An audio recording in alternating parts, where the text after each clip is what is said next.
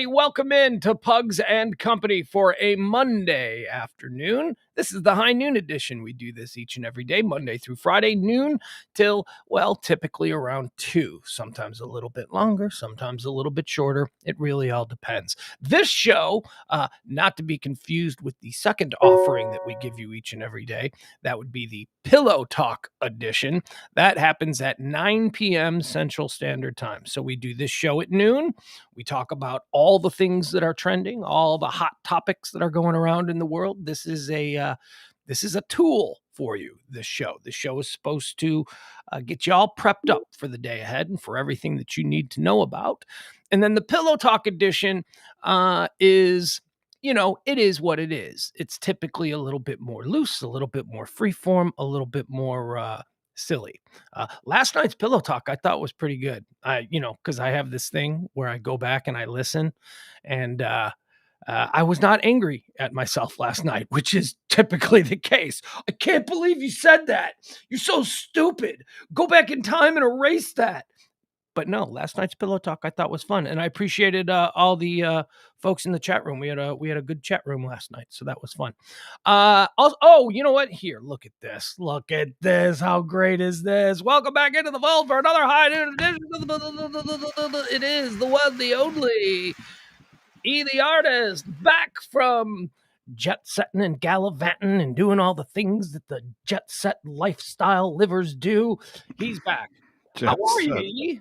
I'm good. Jet set lifestylers, huh? All right. You're jetting off to Austin. You're jetting off to here. You're jetting off to there. And whatever.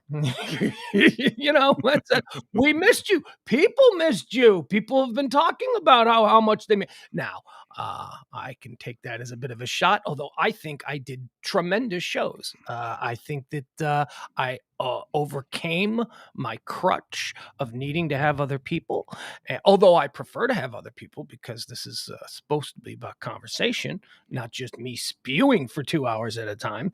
But people missed you, and I'm sure that many are glad that you're back. Well, not everybody, because some people are just I got some people that don't like me for sure. I had a good time. It was fun. I was jet setting around.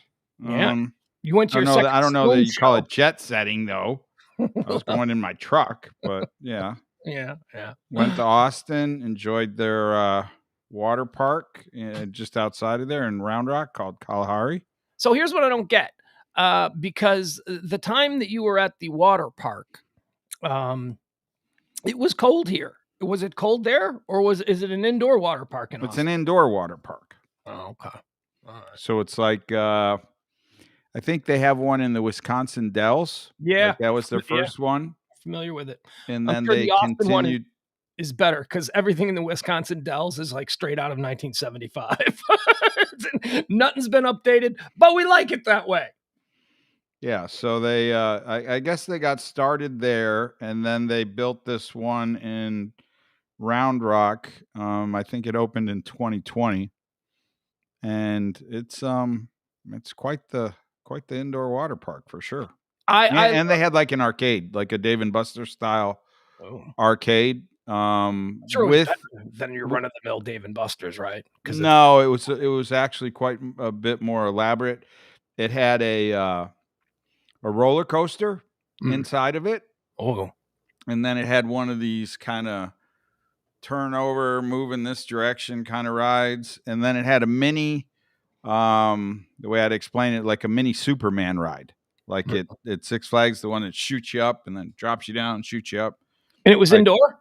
It was indoor. And then it had a ropes course that was probably about 40 foot high.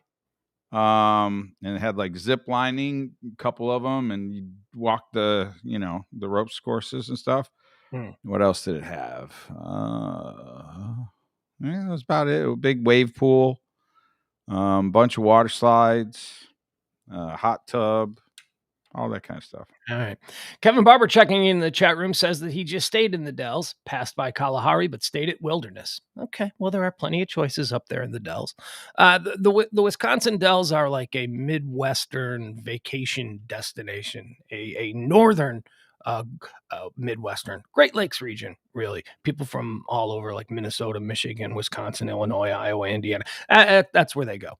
If the Ozarks are too far, you go to the Dells. It's sort of like the same kind of vibe, except I love the Dells. I love it. My kid loves the Dells, and I'm so glad that I got to take my kid to the Dells because not a whole lot of kids in Texas have the Wisconsin Dells experience, which is it's equal parts white trash and awe-inspiring because it's so beautiful. It's just the Dells, I'll have you know, are prehistoric rock formations that were formed out of the glacial movement back in prehistoric times, and they created these caverns in the Wisconsin River where it's like these tall. You're going down the river, and then there's these tall stone walls that are just carved out by wind and all that. So it's really beautiful down there. And then it's like everything a middle class white trash family who can't go to Disney World would enjoy for a vacation. It's wonderful. I just love it there. Totally American. Is one of my, I'm trying to figure out if one of my, yeah, there it is. You know what else? You know what they have at the, hey, Kevin Barber, is your favorite thing at the Wisconsin Dells the overturned White House? That's my favorite thing. They have a scale replica of the White House. Upside down? But it's upside down, and it's like there's flames coming out of it. It's like America has been destroyed by something, and I think it was destroyed by a T-Rex because I also think there's a gigantic dinosaur like right next to it, and you can take a tour through. I think it's like one of them escape rooms now. I think that's what it is. It's like they had those. They had a couple escape rooms, and unfortunately we didn't get a chance to do those. They were like booked out for days. Oh. Dude, I don't know. Look, I think that is a brilliant concept. I think that is a wonderful innovation in things that families can do together. But have you ever done an escape room? No, I wanted to. That was the first time we had tried. No, you don't want to. You think you want to, and then you get in an escape room and you're like, this sucks. You don't want to be on vacation and then forced to do math. Because that's basically what an escape room is. You on vacation, you want to check out. You just want to look at things and eat corn dogs and do whatever. You get involved in an escape room situation, and all of a sudden, all the pressure on you is to be the smartest you've ever been in your life. You have to be strategic. You have to figure out clues. Oh my God, do I hate, and my kid loves them. So every time we see a new escape room, he's like, let's go to an escape room. And I'm like, oh God, it never fails. He always relies on me for like the real difficult shit. And I am totally checked out. I didn't know you had went to that many of them. Oh yeah. There's one in Chicago. There's one in the Dells. We went to another one. Where was the other one that we went to? Oh, we went to the other one in the suburbs. That's right. There's one in the suburbs.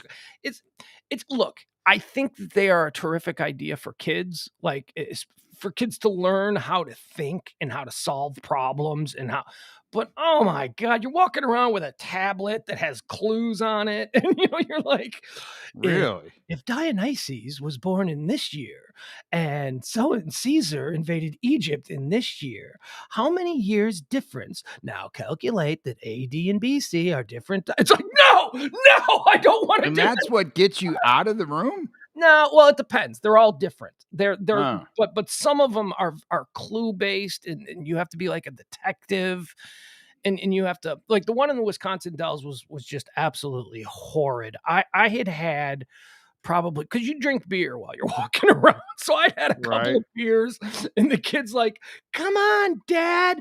Here. Okay, this is the witch. We got to touch the witch's nose. All right. Now, and then a little piece of paper comes out, and you read the piece of paper, and it's got a clue on it. And he's like, Dad, what does this mean? And I'm half in the bag, and I'm reading, and I'm like, dude, I don't know. I don't want, do we have to finish this whole thing? Yes, we have to finish the whole thing. And it's like, it's just torture. It's for an adult that doesn't really want to be thinking hard, because it does. It makes you think very hard. There is an escape room in Euless. Don't know how good it is, but it seems like a very low overhead operation. Yeah, most of them are. Most of them are. They're not. They don't need to be elaborate. The whole point of it is that you're trying to solve a problem and escape. whatever maze you're in. See, these at Kalahari, they had two. Like one was a futuristic one, like it had like a robot kind of animatronic thing at the front door, Yeah. and then the other one was a saloon, like a Western, times.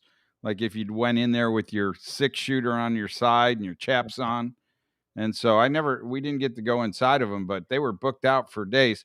And then when we got there, because after we went to the Stones concert, we had Dominic fly in, and so we went there.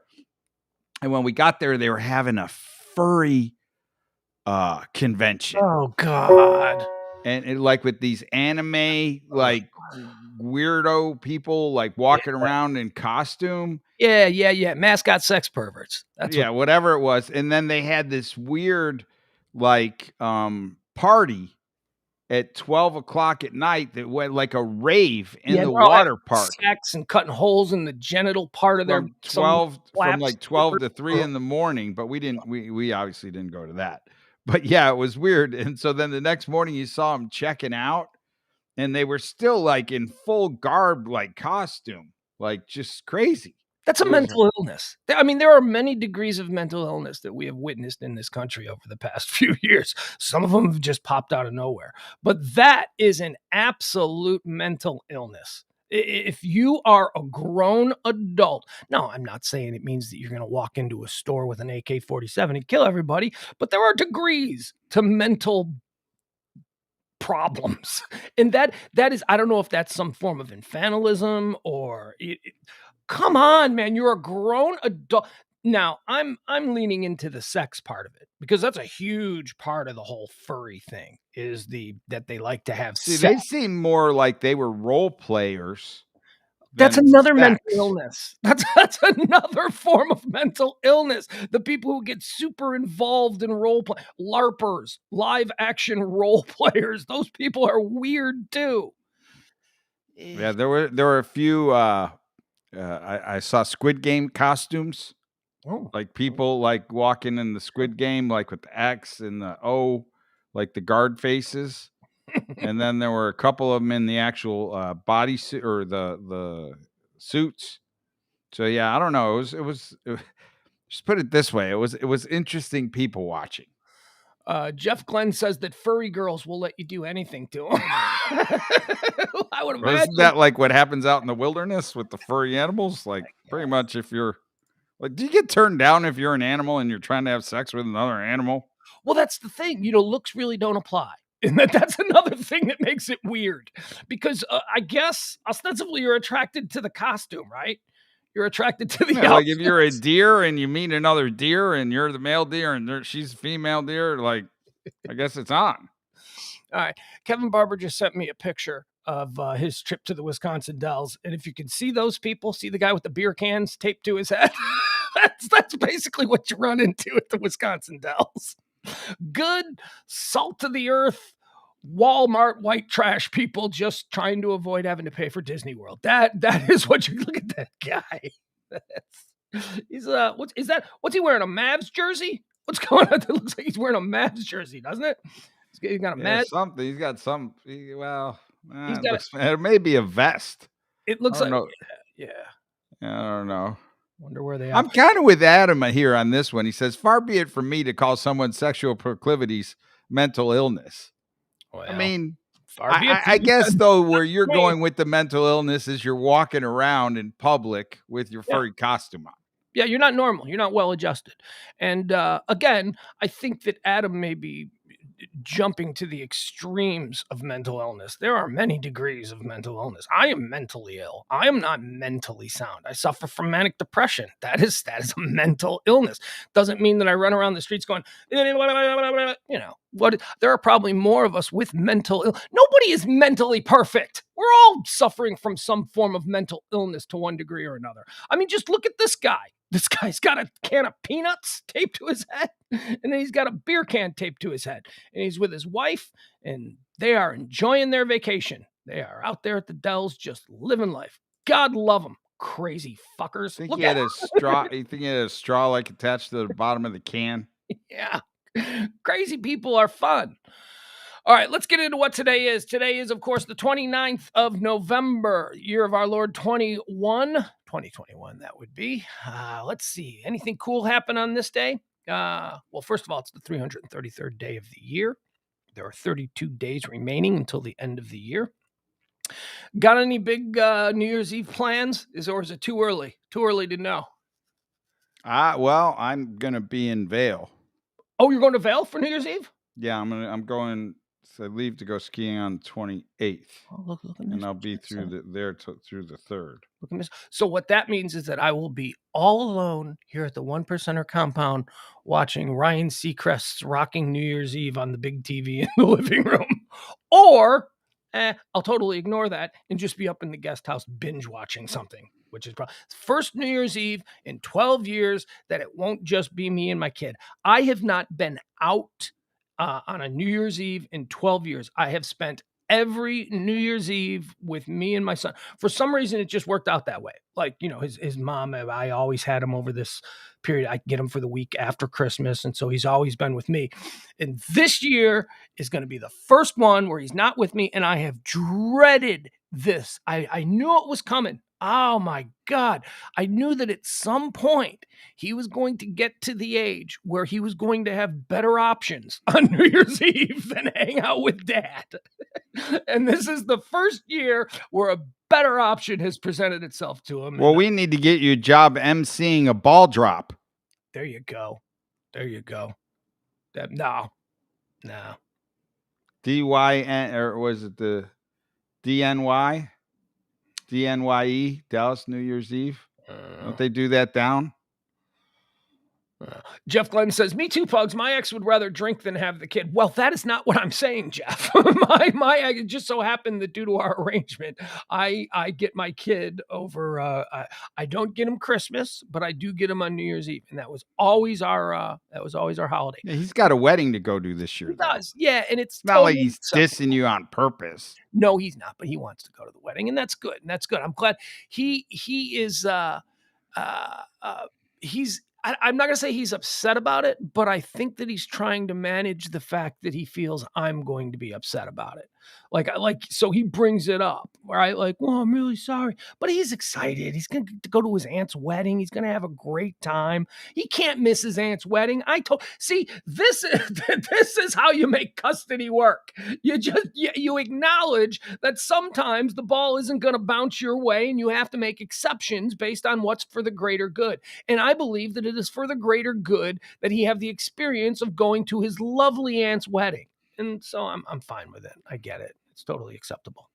Now, if it was just, because, my girlfriend's parents are having a party, then I'd be angry. Then I'd be like, no, that is not an acceptable one. But a family occasion like this is definitely worthy of his time. And I speak about, there was a video going around over the weekend of some people who were involved in custody. And I don't want to show it, but if you follow me on Twitter, you will have seen it. And I'll tell you, it spurred the most incredible conversation between Dallas broadcast legend Jody Dean and some other listener. If you go back in my timeline over, I think, Saturday, man, these two dudes. Okay, so the video it happened here in Texas, and a father went to pick up his son. And apparently he was supposed to get the son at 3:00, but it was now 3:15 and the kid wasn't there. So the asshole dad, and look, everybody is an asshole in this situation. So the asshole dad is standing on the porch. You were supposed to be here at 3:15. I want my fucking son. I want him now. And then the boyfriend of the wife steps out onto the porch, and now they're going at it. Get off my property. Get off my property. And then the boyfriend goes back inside the house and emerges with a shotgun. Or actually, I think it was like one of those. What is the gun that all the shooters use? What are the guns that everybody AR-15? Yeah, comes out with an AR-15. The gun everybody who is dreaming of one day killing someone buys at Walmart or wherever the hell you get that gun. So he emerges from that. And the dad steps to him like, "Oh, you're going to point a gun at me? And he tries to take the gun from him, and he shoves the guy with the gun back. Bad move, because guy with the gun then pop, pop, pop, and shoots the dad dead right there on the porch. And I made some comment about how, man, you gotta work. You gotta eat shit sometimes with custody arrangements. You can't allow this to happen. This was all ego. This was all immaturity. None of this was about the kid. So that was the statement that I made. And then Jody Dean said something, and then some listener said something, and then Jody Dean's, and it went on, and it was, ladies and gentlemen, it was the finest example of how people on social media who disagree on a point can have a civilized and insightful discussion that I have ever read. It was two decent people who had slightly different views, and they went on and on and on for like 30 exchanges. And then at the end, they were just like, okay, well, we agree to disagree. You have a nice day. There was no name calling. It was just so nice. It is exactly what social media discussions were designed to be. Back in the enlightened era, when we thought everybody was going to be nice, it was really good. But I don't want to show that video because it's a man dying and it's really gross. And custody is a very serious subject, and nobody needs to go into that nonsense. Jeff Glenn says, yeah, he saw the video. He said that lady should lose her kid forever. Yeah, she should. The dude, the father of the kid, was just dead instantly. Pap, pap, pap, 3 in the chest, drops dead. And he's laying there on the porch. And the wife is just standing there. And the guy who shot him is just, and nobody checks on him. Nobody does anything. They now start arguing with the father of the child's girlfriend who filmed it all from the car. And it was like, you people are lunatics. Do you not realize what just happened? And the body is just laying there lifeless on the porch. And the boyfriend is like, hey, I told him not to come near me. He didn't even care. He didn't even care what he'd just done. And the mother of the children, whose father was just murdered on her porch, is like, okay, well, I guess we're going to have to call the police. It was like, there was no screaming. There was no, oh my God. People are broken. People are just broken, horrible people. And there was no good guys in it, because the biological father was being a complete asshole. He was being a complete asshole. Didn't necessitate the getting of an AR-15 and shooting him dead. That could have been avoided, but yeah, it was just, boy, what a dark subject for me to get off on. Yeah. But yeah, it was awful. But what the good part of it is that it showed that people on social media can have reasonable and interesting conversations. They can disagree, and yet it can still be something. I read it and I even commented. I said, "My God, you guys, thank you for this. This was great. This was really interesting." Two smart people with different opinions, neither of them seeming to be assholes. All right, so let's get into today, I guess, huh? So just to follow up on that, did the guy get charged? I don't know what the follow-up on that is. I don't know. I assume. Yes, actually, that is it. Yes, he was charged. That's the accompanying story that was with the video was that he was finally charged, but he was charged like a week later. So, yeah. I don't know. I got to follow up on one of the stories I was following 7 years ago today. What's that? Remember Oscar Pistorius? Yeah, Oscar Pistorius, the South African sprinter with one leg, and he ran on a prosthetic. Ran in the Paralympics and ran also in the Olympics. I think he finished third. And he killed his model girlfriend. Yeah, so they moved him. He's halfway through of his 15-year sentence, and they've moved him out of the prison that he was in to a prison 700 miles closer to his girlfriend's family. And now he starts part of the probationary. He's eligible for parole, but evidently how they do it in South Africa is you have to meet with the victim's family and go through some type of conversations and talks in order to possibly become eligible for parole. And these types of things started halfway. Okay, South Africa. I don't know anything about their legal system down there, but was he convicted of murder or was He it was 15 years. He manslaughter? got. So he got Mhm. 15 years. And all right, well. Yeah, I remember thinking that story. I remember thinking, yeah, he killed her. I don't know why he killed her, but it seemed like, Yeah, it was really weird because she was like weird. locked in a bathroom and Right. like he tried to claim that he was scared for his life. And he obviously shot multiple times into the bathroom, which only she could have been in. Yeah. And I just, and it said when I was reading the article today, it said that the family did have a lot of questions for him and that the mom had forgiven him. The dad said that he wasn't quite there yet, but he thought that possibly was in the future, but they wanted to have several questions answered, just like I think the rest of us did, Yeah, that was a weird story. There's a 30 for 30 that I'm going to watch on that. I was actually just looking at all the 30 for 30s over the weekend because I watched a couple of those.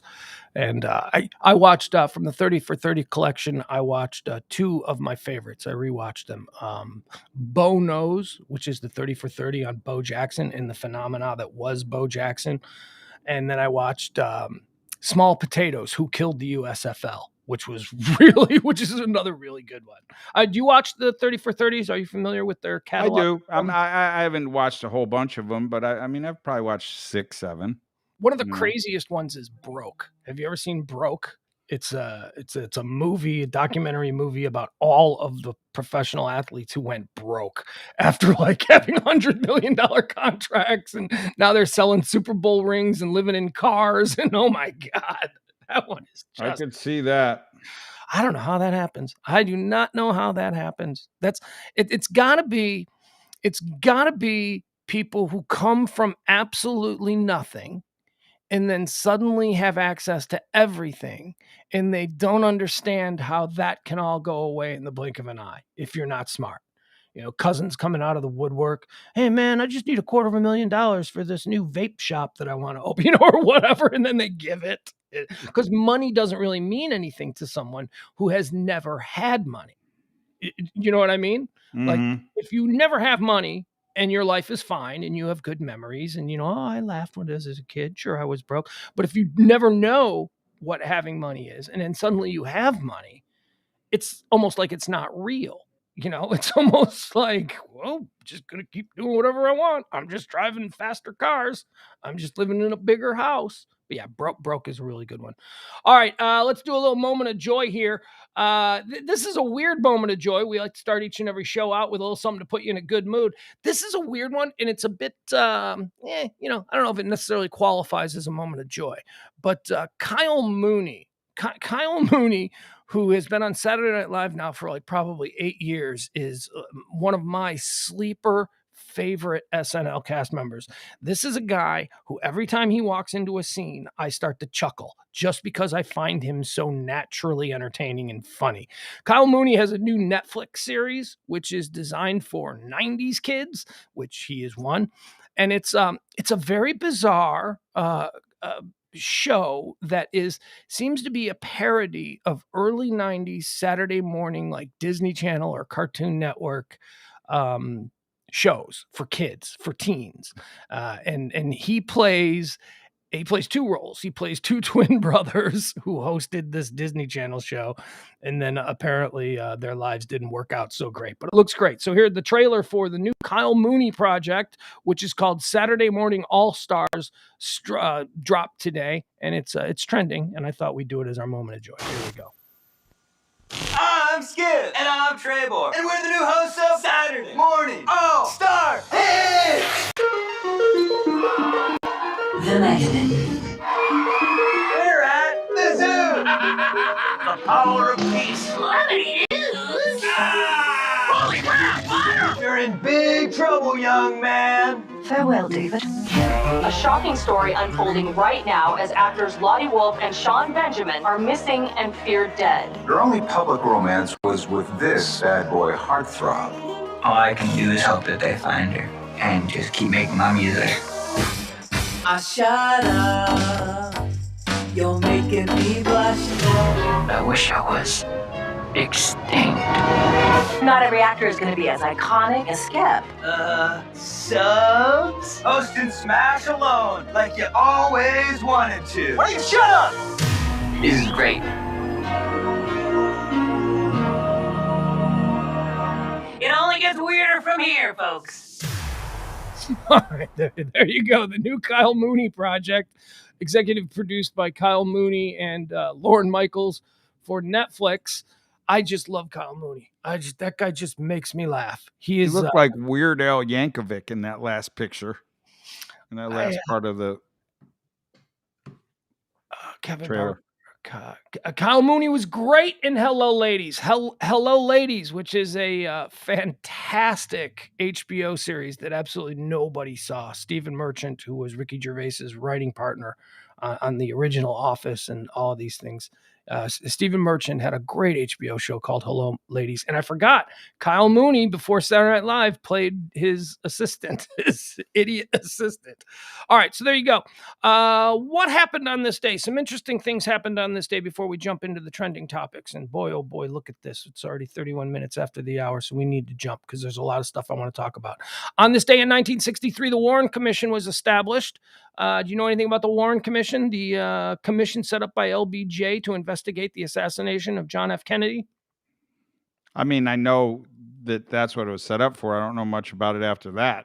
Garbage. One of the great frauds perpetrated on the American people. One of the first ones that I became aware of. The Warren Commission was a sham. It was bullshit. It was designed to. Well, now here we are, all these years later, and it's pretty damn obvious that it was designed to make the facts more muddy than they could have been. So we won't even talk about that. But I just recently watched a new Showtime has a new special. It came on last week. Tried to make my son watch it last Monday. He's like, I don't care about this. I go, watch history. You should care about this. A new special about the JFK assassination. And they do a whole thing on the Warren Commission and just what a load of bullshit the Warren Commission was. Just people didn't question anything back then. Today, like imagine the Comey report and everybody went, oh, okay, so there was a magic bullet. The magic bullet theory where the bullet that went in and then down and then made a right turn and then went, the whole magic bullet theory came from none other than Arlen Specter, who was one of the investigators for the Warren Commission. And they didn't want to admit that there was probably a third bullet, like another shooter, right? They didn't want to admit that because that would then open up a can So you of worms. believe there was more than one shooter? Oh, absolutely. Oh, yeah, absolutely. The magic bullet theory, by today's standards of investigative research, is absolute a crock of bullshit. Bullets do not make right turns in mid-flight, which is what they basically tried to convince the American people it happened. So the bullet went through because they needed everything to come from the 6th floor of the book depository. They couldn't explain how there were shots, obviously, that came from the front, most notably the one that struck Governor Connolly. So they had to make the bullet coming from the 6th floor somehow be able to go through the back of Kennedy's chest, come out, make a right turn, go through Kennedy's wrist, and then straighten out again and go through the car seat and strike Governor Connolly in the front. So in order to make Oswald the only shooter, that bullet had to do, well, I mean, we've all heard the magic bullet, right? I mean, that's what the magic bullet is. It makes no sense. And back in 1975, everybody just watched the news and went, okay, I guess they can do that. And there was no social media for experts to start going, hold on, let's talk about the magic bullet. So people just accepted it. But yes, the bullet, there was obviously another bullet that came from the area of the train tracks. Obviously, that's the bullet that struck Connolly and then went through Connolly and struck JFK in the wrist. But you couldn't say that in the Warren Commission because then they would go, oh, so there was another shooter? So now we should be looking for somebody else? But they didn't want to be looking for somebody else because of all of the can of worms that they would have to open. They had their patsy. They had Oswald, and that's all they wanted. Case closed. Let's move on. See, oh God, you like unravel, start opening up that box, and then all of a sudden there's questions. Yeah. I still have that question. Like, how did that happen? But how have they kept it quiet for so long? Well, they haven't. It's been one of the great conspiracy theory. It's just Well, I even know, so but I mean, like, recently how people has there believe- not been anything else unearthed about it? Like, why? See, that's the thing. There has shit tons of stuff have been. Jeff Glenn mentions it right now in the chat room. Not only was it crazy then, but the magic bullet got switched because one of the guys. So the magic bullet, the so-called magic bullet, the bullets were recovered, and the investigators had to scrawl their initials on the magic bullet the day of the assassination and put it into evidence. Chain of command and all that stuff. The magic bullet that is represented now as the magic bullet doesn't have the dude who signed it. It's a different bullet, and the magic bullet that they show now is almost pristine, whereas every expert on the planet has said a bullet that goes through a bunch of bones and then there would be the head of the bullet would be flattened. This magic bullet that they show is like a perfect bullet. Like, it doesn't even look like it's been. There has been these facts, and there have been experts, undisputable experts in the world of this, who have been saying for years and years, yeah, this isn't true, but people just go, yeah, whatever. Oliver Stone made a whole movie about it, and then there was this massive wave of people going, well, it's Oliver Stone. They all tried to discredit Oliver Stone. I mean, but the dude did the research and had encompassed in that movie all of the experts' opinions on what this is about. I mean, yeah, it is just because we're not aware of it, just because Good Morning America isn't doing every single morning on the magic bullet, doesn't mean it's not real. Just means it's not being covered for whatever reason. It's not. See, that's the thing. I think it's so big that I find it hard to believe, like, this many years later, 58 years later, that somebody somewhere wouldn't have said, okay, I did it, or I know somebody who did it. Like, because it's not that big. It's not kept as a secret that long. They're all dead.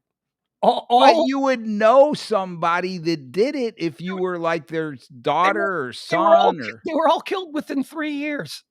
Everybody who was believed to be complicit in it died in a car accident.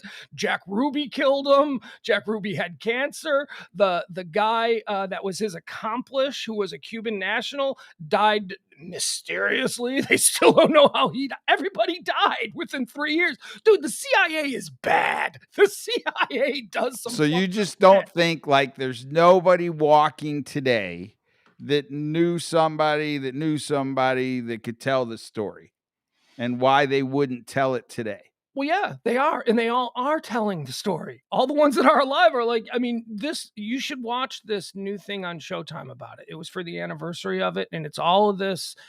Dude, they talked to the surgeons at Parkland who the surgeons for 30 years. By the way, that old Parkland that was on Oak Lawn, that was the Parkland. Yeah.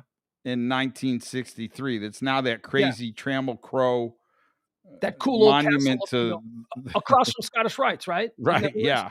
Yeah. No, the surgeons and the people who worked in the hospital who are still alive, they've all been talking for 30 years and nobody's listening to them. They're like, yeah, there was no bullet. The FBI, Secret Service, or whoever the investigator was who found the magic bullet that somehow miraculously appeared on his gurney, they said that they found it must have fallen out of his body when they were moving. Bullets don't fall out of people's bodies. So they conveniently found the so-called magic bullet on the gurney. And the doctors at the hospital and the orderly who was, in charge of pushing, they're all like, yeah, that didn't happen. When the Warren Commission came out and they said that's where they found it, that's not. The doctor's like, I pulled the bullet out of his body. It didn't just magically. Dude, it's fucked up. It is really. And yes, all of the people who know have been talking and talking and talking, and everybody has just been marginalizing them because, oh, you're just a conspiracy theorist. No, actually, I'm a world-renowned brain surgeon. I'm not a conspiracy theorist. No, actually, I'm the guy who was the neurosurgeon who they called when they had, and I'm telling you, there were 2 entrance wounds. I mean, this is all indisputable. It's just people don't believe it. And we're just like, what? I mean, a lot of people do believe it, But the people who do believe it for the past 60 years have been classified as conspiracy loons. And we are now in an era where all conspiracies are fair and game. And, but what are you going to do about it? What can we do about it other than just clutch our pearls and go, oh, you mean the Central Intelligence Agency and Alan Dulles were involved in some really messed up shit back then? I mean, the list of people who wanted him dead for their own personal reasons and because they felt betrayed is long. I mean, the whole Bay of Pigs, where he refused to send in American air support, and all of the rebels that we trained got slaughtered on the beaches by Castro. That pissed the CIA off. They felt we spent years training these rebels to take over Cuba, and then when push came to shove, Kennedy refused to send in air support, and they stormed the beaches and got slaughtered like a reverse Normandy. I mean, look, I could go on and on. I could go on. I have very strong feelings about who did it and who was involved in it. And yeah. So do you believe Oswald did it? I believe that Oswald was a patsy. Exactly what he said. I believe that Oswald, I am not sure as to whether or not Oswald was in the 6th floor window shooting, because there are 2 women who are still alive who worked in the building who said that prior to the shooting, they encountered Lee Harvey Oswald in the stairwell of the book depository. And he was leaving. He was leaving minutes before the shooting occurred. So, and then there's the famous picture of Oswald with holding the gun, right? That they said, this is the gun that he used. Here he is posing in his backyard with the gun the day it arrived from the Sears catalog in Chicago. Well, now we know that picture has been altered. Been doctored with, for sure. Yes, absolutely. So, but that was the evidence that tied him to the gun. I mean, he was a patsy, man. And then he's killed to shut him up? Come on, man. That doesn't happen. Just connect the dots, man. Connect the dots. Now we're getting into some crazy JFK stuff. Oh, I hero worship Gordon Keith. Gordon Keith is one hell of a JFK conspiracy theorist. You ought to listen to his. He has researched it. He has done serious legwork as far as this goes, and he's got some good. I just remember, and I still think about it today. If you've ever lived downtown, mm-hmm. And we both did. My kid learned to walk on the grassy knoll. The amount of people that head to that site, it's madness, on a daily basis, it's just insane. It is. And to think that this conspiracy has just went on for 58 years and continues. And nobody has said, okay, we're going to finally get to the bottom of this. Like the U.S. I don't know. It's just, it's crazy. It's crazy. Well, there are a lot of insane aspects to it. Like that's what you do when there truly is a conspiracy, and then the conspiracy theories begin to pick up speed. The way to fight that, if you're involved in the conspiracy, is to open the floodgates to all the conspiracies so that any theory sounds ridiculous because the next guy is going to say the aliens did it. You know what I mean? You cloud the judgment of the actual facts by surrounding it in total bullshit and madness. So, there are people that have actually, real scholars, not the dude out there selling his paper, the truth, I worked on this for 30 years. Not that guy. That guy ain't legit. But there are legit people, scholars, professors, historians who have dedicated, reasonable people who have dedicated large portions of their lives to this as a hobby. And these people cannot be discounted. They can't be discounted. They just can't. They're serious. The brain surgeon is a serious person. It's not. That's not to say that you can't be crazy. Okay, so that happened. The Warren Commission was established on this day in 1963. If you have access to Showtime, it is a brand new anniversary special on the JFK assassination with all new stuff and interviews you've never seen before. It is really good. And yes, Jeff Glenn, it is. It is Oliver Stone's latest thing. He's revisiting the film JFK after 30 years or whatever it was. And then there's all of this additional stuff, like more background on the people that were featured in JFK, and it's really fascinating. It's a really good watch. So, all right. So what else happened on this day in 1963? The Beatles' "I Want to Hold Your Hand" was released on this day in 1963. Whatever happened with that group? Did they ever have any more hits? Yeah, they did. On this day in 1963, Warren Commission and "I Want to Hold Your Hand" was released. Last night I did a lot of critique and breakdown of the Beatles' Get Back documentary, which incidentally, where is it? I found this. Something about, because Get Back has been trending every single day since it was released on Thanksgiving. Disney Plus, the streaming service that is airing Get Back. What was it? The number one streaming Disney Plus series so far of all time. It's just shattering the records. Everybody's watching it.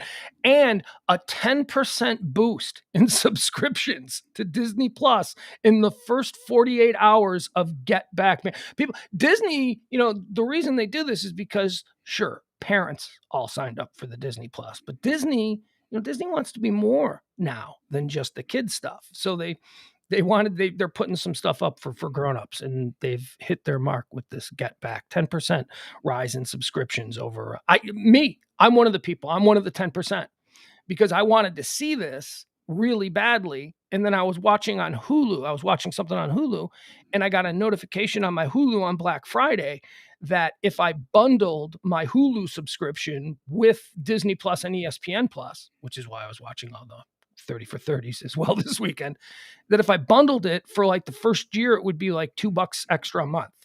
I'm like, $2 extra and I get ESPN Plus? I mean, I'm only paying $9 as it is for Hulu. $11? Okay, sign me up. So I was one of the 10% people that took advantage of that. Oh, and another note on Get Back. We talked a lot about, I had a bunch of notes, bunch of observations. Most notably, the cigarettes in 1969, man. You remember because you lived back then in the 70s and all that before cigarettes were demonized. My God, the cigarettes were everywhere in these dudes. Like the cigarettes were like the sugar. Oh my God. Everywhere, chain smoking, multiple ashtrays with just so dudes would like light a cigarette, put it in the ashtray, forget they lit the cigarette in the ashtray, and then just light a second cigarette. There were just cigarettes everywhere. The cigarette budget on the Beatles must have just been astronomical. They were chain and weed. There was a lot of weed too, but you couldn't see like the weed wasn't like the. Basically, if you're unfamiliar, Get Back is raw footage from an entire month's worth of recording studio from 1969 when the Beatles were, breaking up and angry at each other. And Peter Jackson, Lord of the Rings director, got access to all of this shit. And he made like a 30-hour, 3-part documentary. Nah, it's 3 hours each. So it's like 9-10 hours worth of footage. So you're just seeing raw footage from back in the day, and there is no narration. It's all just the Beatles talking and the producers talking and them trying to figure songs out. It's marvelous. It really is marvelous. It's so good, so fascinating to see these people work. But because it's raw, maybe if it had been made back in 1972 or something, they would have made an effort to not show that George Harrison had a joint all the time, but now because it's now you see it, and it's like, why not? Like that's how he needs to be depicted. They all well, if you're in your creative process, yeah, that's what you got going on. They had wine. They're just drinking nonstop wine, except for John Lennon. John Lennon wanted beer. John Lennon was always like, "I'll take a beer. Give me another beer." And they're drinking and they're smoking and they're talking. And there are a whole bunch of things that I covered yesterday, things that were absolutely mind-blowing about it. Like first and foremost, that these guys, it is obvious that these guys were family. These guys were not all of the depictions that we've heard from news stories and, sensationalist depictions of what these sessions were about. They were at each other's throat. No, they weren't. They were walking on eggshells around each other, but they were respectful. They were loving. They were laughing. They were enjoying one another's company. They were as creative as fuck. I mean, they were just. It's hard when you're around another guy that's that creative. Mm-hmm. Not to be on eggshells. And it's hard then at the same time not to get into an argument, because when you've got those creative juices flowing, it feels like you're in the zone. And when you feel like you're in the zone, when somebody tries to take you out of your zone, you don't like it. That's just about as straightforward as I can get about it. It's like, if I'm in the mood and I'm painting and I'm feeling it and I really like a painting, and then you were to walk up and go, "Hey dude, what are you about doing this?" And I'm like, no fucking way. Yeah, creative collaboration among geniuses is difficult because geniuses think, and that was a very big problem between Paul and George. And famously, George quit the band in the middle of these sessions. He came back, but the reason that George quit was because Paul had a song in his head.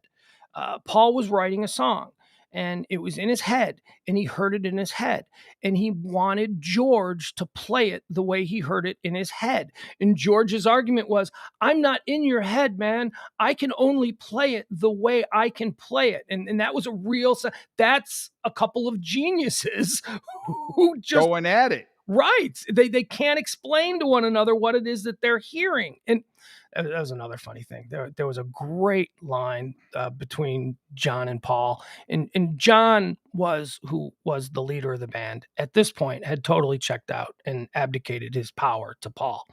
John was with Yoko. Yoko was with him all the time. And he really didn't want to do this anymore. He was like, John was a real artist. Like, John was a painter, John was a sculptor, John was a writer, John did all kinds of things in addition to doing music. Paul just did music. Paul was just like, "No, come on, John, we need to do music." And there was a really great interaction between the two of them. They were on a break, and the camera caught Paul walking up to John and saying, Did you write any songs last night?" And John's like, "No." And Paul's like, "Well, then we're heading towards a crisis." And John was like, "We'll get it done." And then they cut to Paul at the piano going, "Well, I wrote a few songs last night." And he starts ripping into Let It Be, like just off the top of his head for the first time. And the look on John Lennon's face is, yeah, I'm going to let him be the boss now. This is just what he's pulling out of his ass when he's under pressure. And then it was just really great. But one of the things that I wanted to mention here that I didn't mention last night was, for years, Yoko has been demonized as the reason that the band broke up. Not according to this. You're watching this thing. The band liked Yoko. Yoko, they kind of treated her like a mascot. Like she was. Now, I, as a viewer, and other viewers would probably get really irritated because John was just attached to her. Every scene, Yoko is either sitting on his lap or Yoko is sitting next to him doing, today she'd be on her phone, but back then it was like she was knitting or something. People did shit. Silent. She never said anything. The other guys in the bands would joke around with her and like, "What do you think, Yoko?" I mean, they included her. There wasn't this animosity that we've all been led to believe that, there were fights over Yoko being there, because all their other girlfriends were there too. Linda Eastman was running around, Patty Boyd Harrison was there. Maureen Starkey was there. I mean, they were all hanging around. But there was a really interesting scene. Yoko was completely silent, like the entire time. She was just like a shadow. She was like John Lennon's shadow. She would just sit there wearing all black. Except when Linda showed up. When Paul McCartney's girlfriend, who would go on to become his wife, Linda McCartney, when Linda would show up, the camera would show Linda and Yoko. And if you've ever been around bands at band practice, like, girlfriends show up. But it was so normal to see the band is working out something and they're bickering back and forth about, no, I need you to play it like this. And they're playing. And then the camera in the background zooms in on Linda and Yoko, just girl talking, like regular two girls, like our boyfriends are in this band. And it was like the most normal I've ever seen Yoko Ono. They were smiling and they were touching each other. And I just thought it was very interesting. I just thought it was, it's great. If you're a Beatles fan, it's great. If you're a music fan, it's great. If you're neither of those things, it'll be a tough watch because it is long and it is all about the way these people interacted with one another. All right, so on this day in 1963, it all started. Also on this day in 1972, Pong was released. Atari, a new company named Atari, released Pong, the first commercially successful video game. Yep, I remember you had to attach it to your black and white TV. God forbid you did it to your color TV; it would wreck it. Boom, boom. Everybody was afraid, like, oh, we're going to put this video game on your TV, get a really bad TV, and use that. Dude, Pong, trying to play Pong with my grandpa, who at the time was probably just in his 60s. You would think we were trying to land a Mars rover. I mean, it was such basic technology for the time. And my grandpa was like, I don't know about this. What is that? What am I doing here? No, Grandpa, you use the dial and you go up. Oh, I'm not going to put it on the good TV. We're going to get a junky one and try it out on there. Something's coming on the screen that we've never seen before. And you're controlling the screen with this paddle? How's that happen? How is that a thing? Pong was great. It was just tennis. It was, and then you could make it really hard by making the ball go really fast and the paddles be really small. Remember that? That was like the advanced one. It was. I was never that good at it, but you know. I remember like just all old people like looked at that on the. Well, first of all, they were just I think getting used to the television at that point, and then Pong kind of came out and made the television interactive, and it was like, how's this happening? Yeah, that was great. Pong. All right, so that's it. And a couple of birthdays. Don Cheadle's 57, Mariano Rivera is 52, and it's also Chadwick Boseman's birthday. But of course, Chadwick Boseman, born in 1976, died in 2020. Chadwick Boseman was awesome. I don't think history's going to really remember him, though. Maybe they will, though. Maybe because Chadwick Boseman, Black Panther, he did nothing in his. I mean, he was an amazing actor in like a 5-year period of time. This guy portrayed Thurgood Marshall, Jackie Robinson, James Brown in Black Panther consecutively. Boom, boom, boom, boom, and he was amazing in all of them. Chadwick, that was really sad. Another dude, he was sick for years. He was sick during the making of most of those movies, and nobody knew. He told nobody. I guess, like his wife knew, and that was it. Showed up for work every day. He'd go for chemotherapy. He'd show up. Why is Chadman losing weight? Oh, must be for a role. It was just, what a guy. Didn't want the sympathy, knew he was going to die, and just wanted to crank out as much material as he possibly could before he died. That's a crazy way to live. All right, National Day of, you know what it is? It's Black Monday, Digital Monday. What is it called? Something computer Cyber Monday. That's it, Cyber Monday. So that's all we got to do on that one. All right, let's get into the trending topics.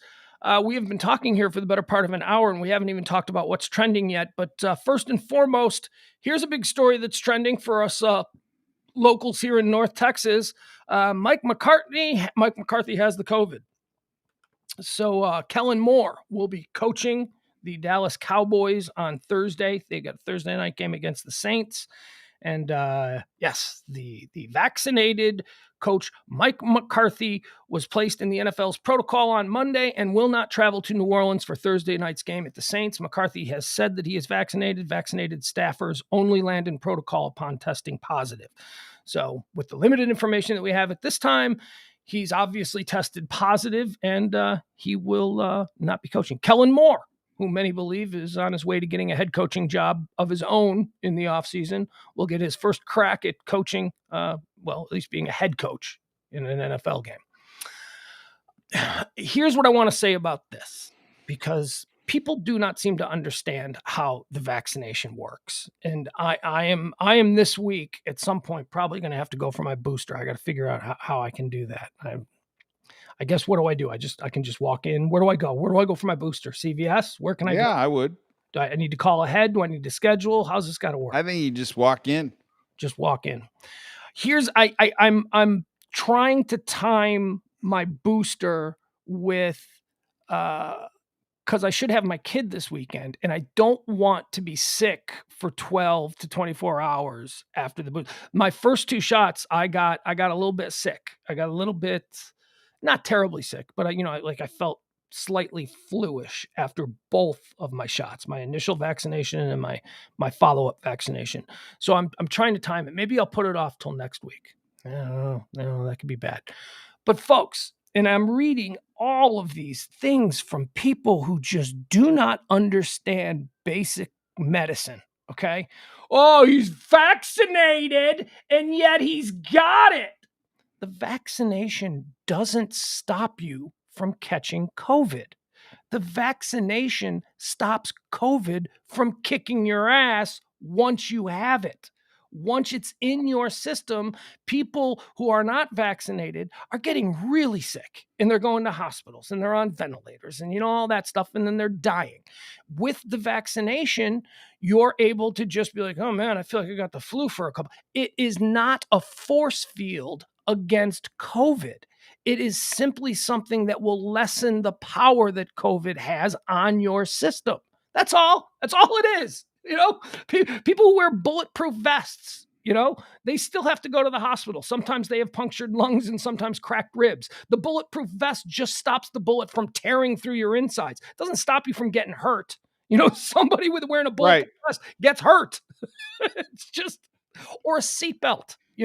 It's a seat belt. It doesn't stop you from having the accident. What it does is it lessens the impact of the accident on you.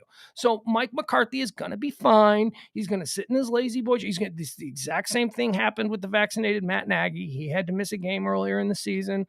He was fine. He said he felt a little run down for a couple of days, but he bounced right back. That's what the vaccination does. It's not a force field. It doesn't stop you from catching it. But the reason someone who's vaccinated who tests positive, who then has to go into a protocol, well, why, if he's vaccinated, does he have to go into the... Because the vaccine doesn't stop you, once you have it, from spreading it. People don't understand this. Like, you can be vaccinated against it. I think they don't want to choose to not understand it. Like, so it's deliberate ignorance. Well, I think you've made a choice not to get vaccinated. As stupid as that choice, you and I may think that choice is, they think it's, well, because I just don't know what's going to happen to people later on with this shot, and what, they're going to grow a third head out their shoulders, whatever it is that they think could possibly happen. So I think then when you have the shot and you get sick, it almost gives them like a one up.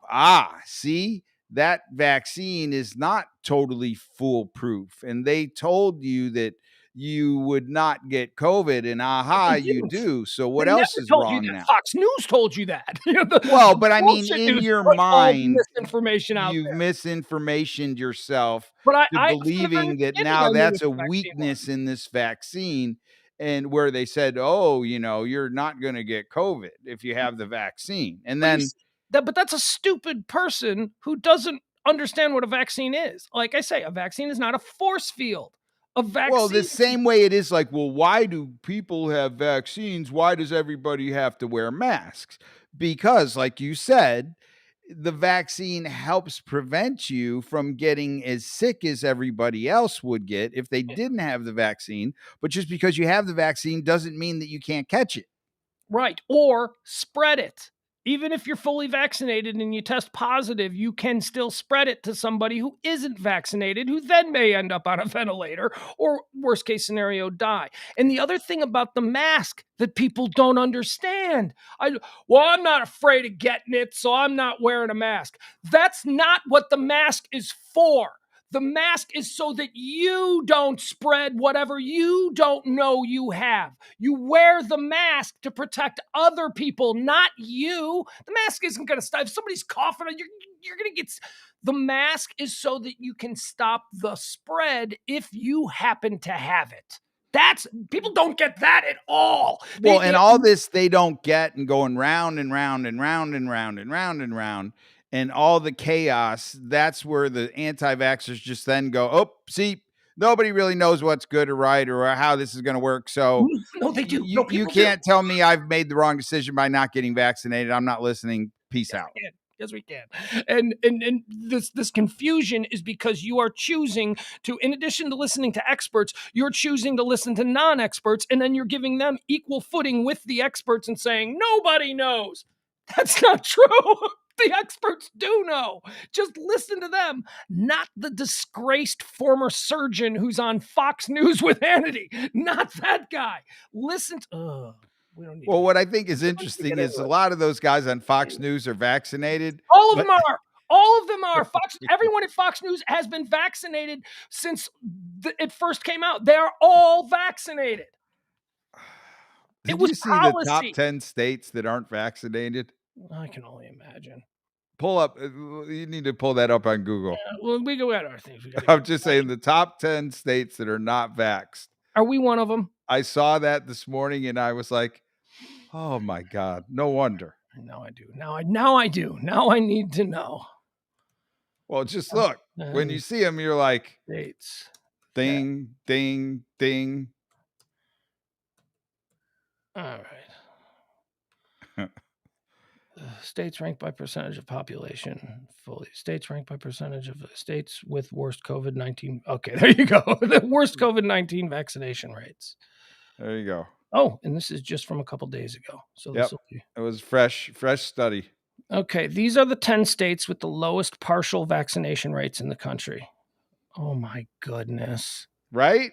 Yeah, it is. It's exactly what you think. What you would think. Connecticut ain't in there. You know? Nope. Ohio, North Dakota, Tennessee, Alabama, Indiana, Louisiana, West Virginia, Mississippi, Wyoming, and Idaho. Idaho and Wyoming, it's rural America. It's rural. It's people. Those are people that are just not going to be told by the government that they have to have a vaccine. But maybe it's okay because those are also the people who don't wait in line for lottery tickets at the gas station with, 50 other neighbors because they live in the middle of fucking nowhere and they don't see any, you know what I mean? So maybe that's okay. Maybe that's fine that someone in the middle of Wyoming isn't vaccinated because he's probably not going to spread it to the degree of somebody who lives in a high-rise building in New York City who rides in an elevator with 50 people a day. You know what I mean? Maybe that's fine. Just when I saw the list, I was like, it's just the worst states, just all the worst states. Proud to see that we're not in there. Texas isn't in there. Texas is doing all right, I guess. I was a little bit shocked. Yeah, me too. All right, so there you have it. So that's why the Cowboys are trending. Mike McCarthy. See, I got Get Back on my mind. He's Mike McCarthy now. Also, more big news here in North Texas. How about our Texas Strangers, boy? I'll tell you, they are no longer an anonymous team. The Texas Rangers baseball team is going crazy here in the winter meetings. They are signing everybody. First of all, they signed who did they get? Who was that? Marcus Semien, who is a superstar. Now nobody knows who he is because he played in Toronto. Like as soon as Vince Carter got out of Toronto, people started going, "Oh, Vince Carter," or Kyrie Irving, right? As soon as they got out of Toronto, "Oh yeah, Toronto." Nobody in America cares about professional athletes who play in Canada. Marcus Semien is great. I mean, he is one of the best young baseball players. And now they're also going after possible Corey Seager, wrestling him away from the Dodgers.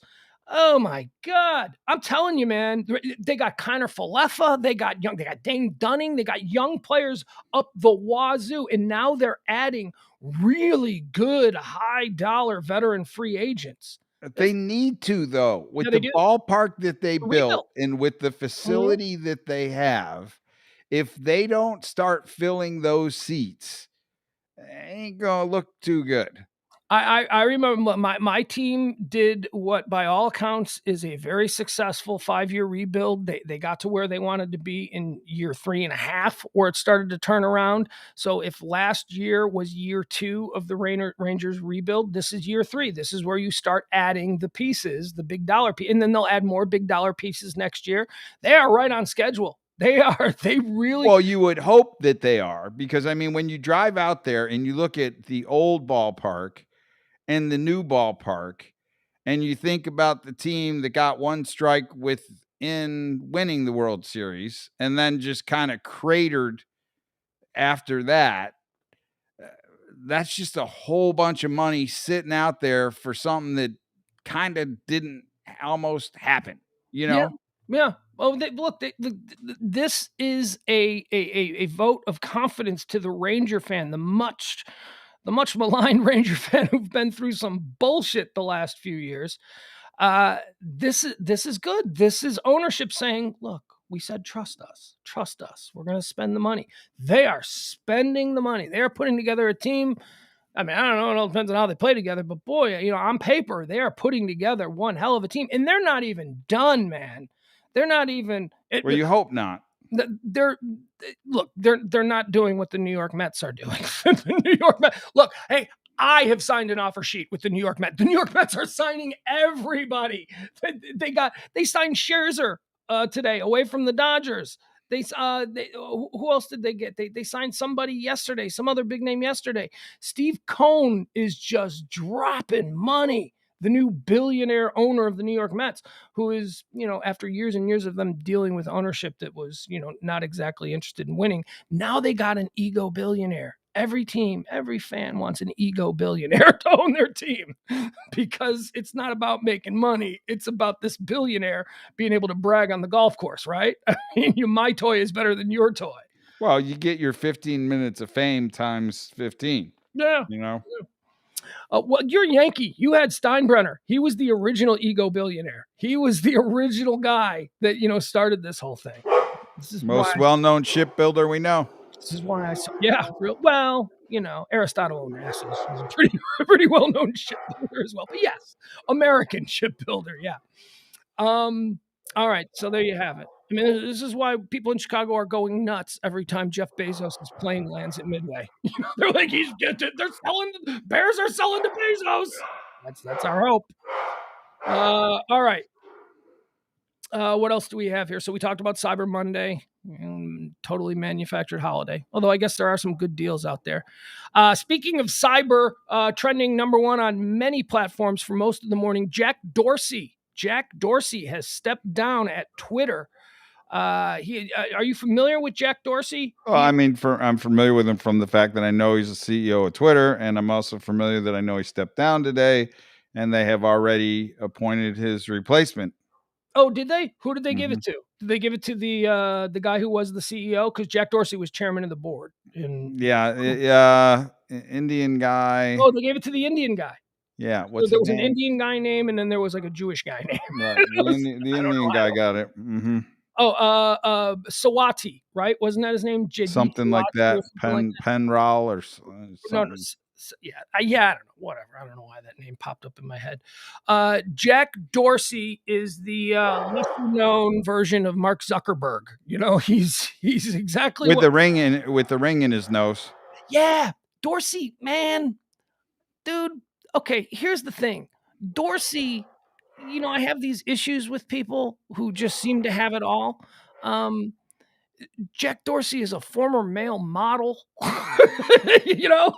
that's a little different than Zuckerberg, who is just a weird, nerdy kid who's on the spectrum. Jack Dorsey's a former male model. He created Twitter at NYU as a concept after getting really high. He got really high and he was texting with his friends and he came up with the idea of Twitter. He's worth $11 billion. He is he's stepping down from Twitter. Twitter's not even his biggest moneymaker. His biggest moneymaker is the other company that he founded called Square, which is what allows everybody to use credit cards. Your lawn guy can now use your debit card or whatever. Square. Square has a plus 100 million market capital. 100 no, wait. Was 100 billion. Yeah, 100 billion. billion. I mean, my God. And he's most famous for Twitter, which is like, half of that. I mean, but so Jack Dorsey steps down. He's into yoga. He's into meditation. He's a big stoner. He's a genius. He's a male model. And now he wants to move to Africa. He was planning on just moving to Africa and living in a hut, but then the pandemic came and that derailed his plans. So that's what they're saying is this was all about. Yeah, Jack Dorsey. We can't all be Jack Dorseys. We can't. Good looking former model. I mean, I don't know that I'd go to Africa to live in a hut, though. Well, he's weird. He's on a different level than you and I. He's, his hut's going to be. I mean, I get, I was going to say, a hut for a night, like, just got to move around. Yeah, he'll live in the hut well, that's actually not true because he has been known to like disappear like for weeks and weeks at a time. And then it turns out he just goes and lives on an Indian reservation and hangs out with Indians like in Canada. Dude, when you got that much money and you're young and you're good looking and the whole world is your oyster, God, that is the life, boy.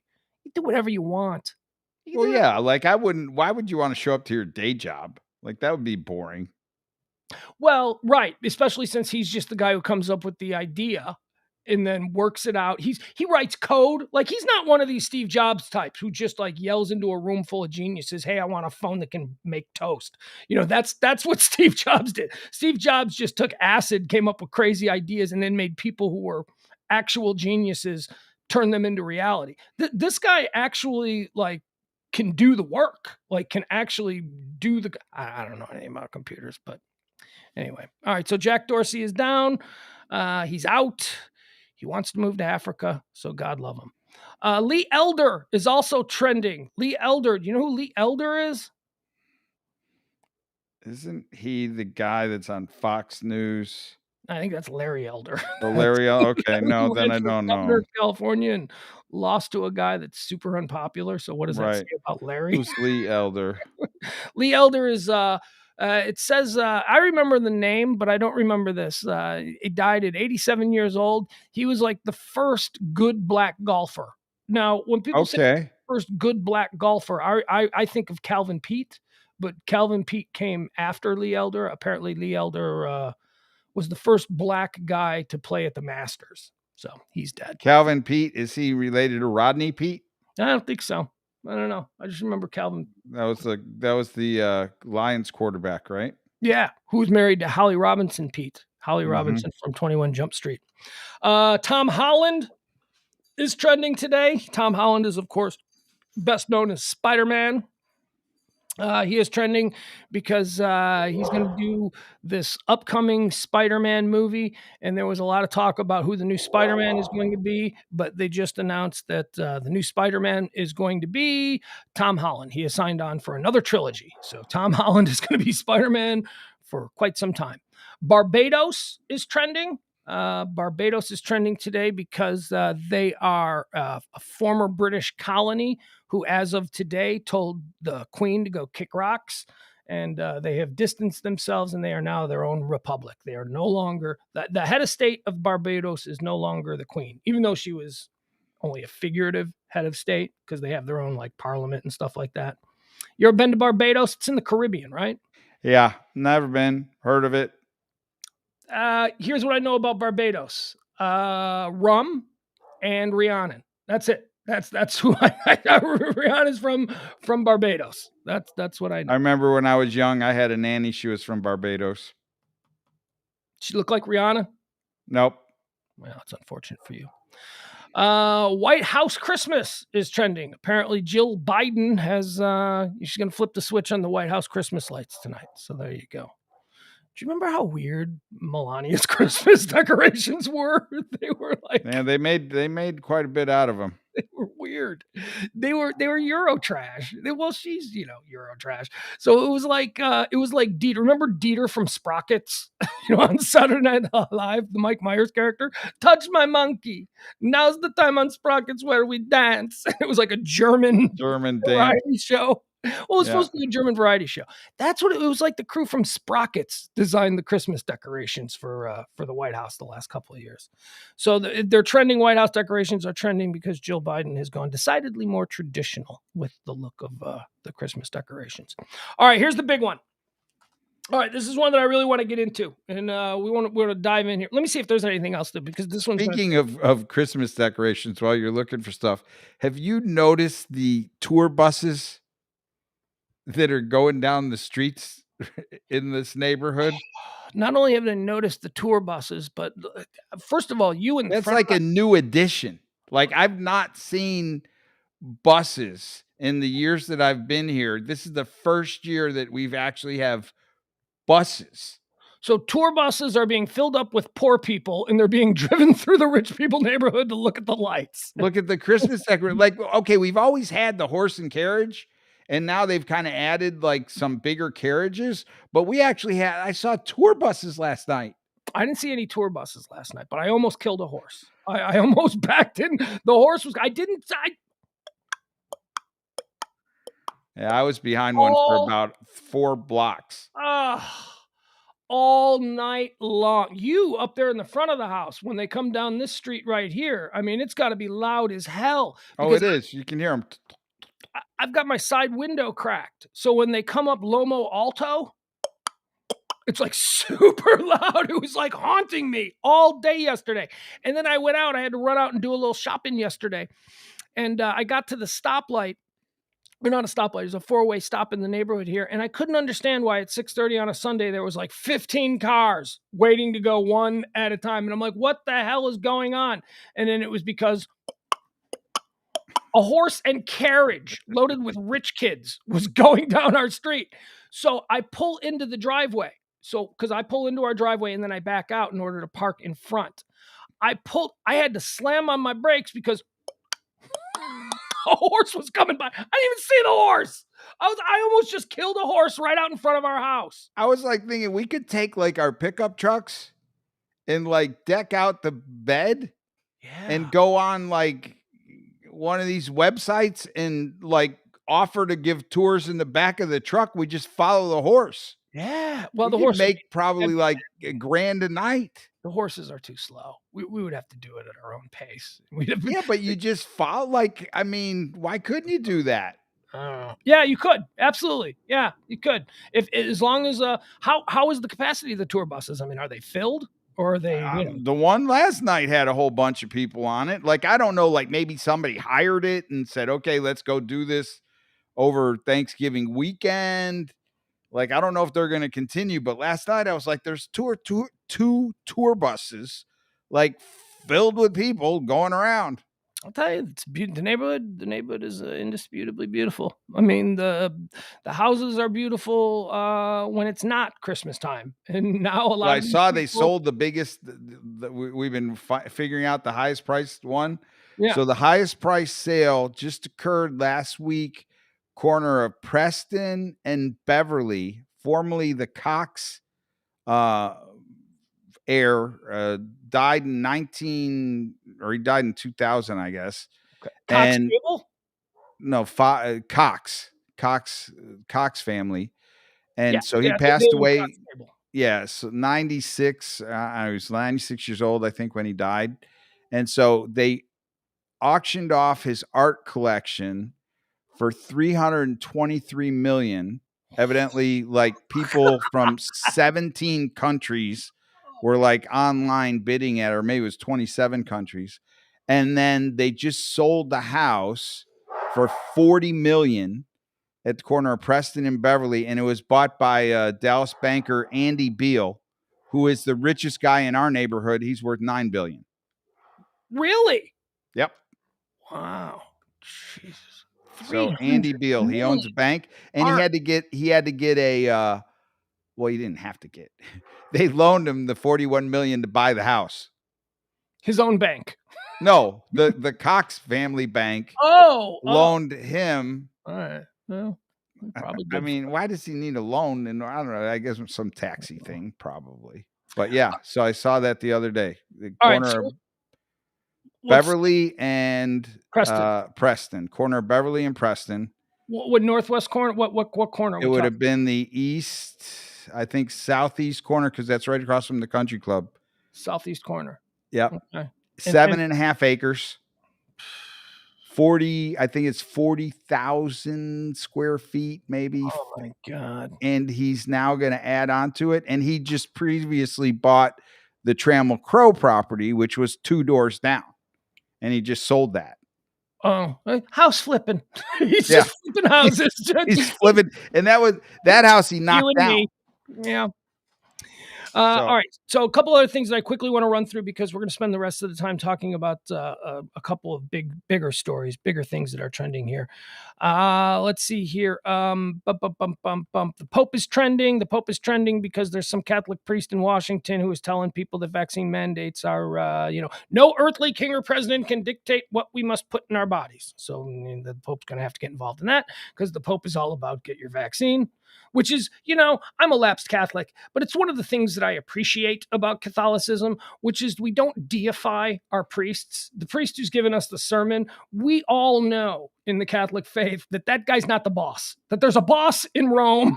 It's like these made up religions, these mega churches, and they deify these car dealers who are up there going, at least we know there's a checks and balances, right? So this priest in Washington is going to get in trouble because the Pope don't like that shit.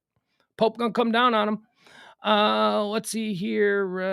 I mentioned Scherzer and okay. So here's a question. Tesla or some capital management firm that is involved with Tesla is doing an online promotion. So what's trending is Doge or Tesla. Now, Doge is Elon Musk's backed Bitcoin. Crypto coin. Cryptocurrency. So what they're doing is they're doing a contest where if you retweet the Doge or Tesla hashtag, and then you got to join or whatever. But you have to say, what would you prefer? $50,000 in Dogecoin or a brand new limited edition Doge Tesla? So there's your choice. Do you want a brand new limited edition Doge Tesla, or do you want $50,000 in made up Elon Musk money? Which do you want? Well, I would take the Doge Tesla because you're actually getting something you can use. Not me, man. I will take the $50K in made up Elon Musk money because he is, I don't know anything about cryptocurrency, but that seems like I got a car, right? I don't need a car. A car depreciates the minute. Yeah, but if you take the car, you could probably go sell the car.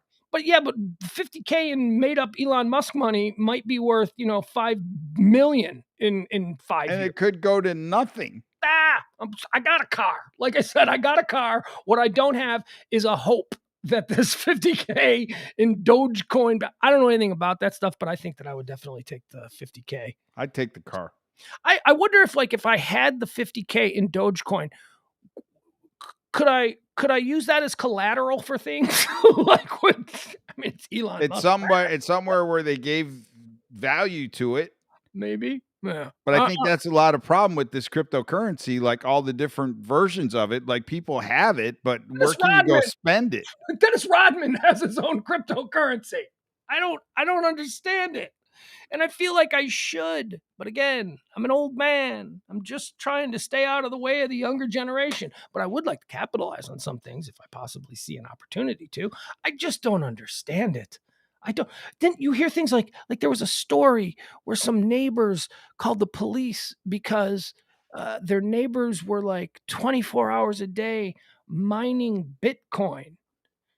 I did not understand anything about that story. What do you mean mining Bitcoin? Are they drilling in their backyard? Why does mining Bitcoin make noise? Why is that something?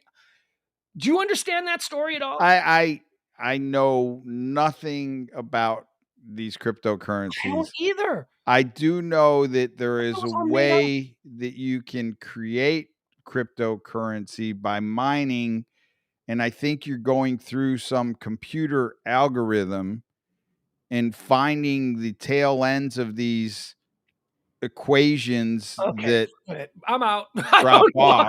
I'm out. And somehow you find it's like finding like a little piece of a gold nugget when you're sifting through the But how does that make noise? And Stream. how do neighbors complain about the noise of mining cryptocurrency? You know what? Isn't that what we have Google for? Let me just ask Google. I think maybe your computer hard drives or processors Does or mining like cryptocurrency make noise? According to Wall Street Journal, their whirring noise has left residents who live near cryptocurrency operations in Quebec, Georgia, Montana, and other places agitated and frazzled.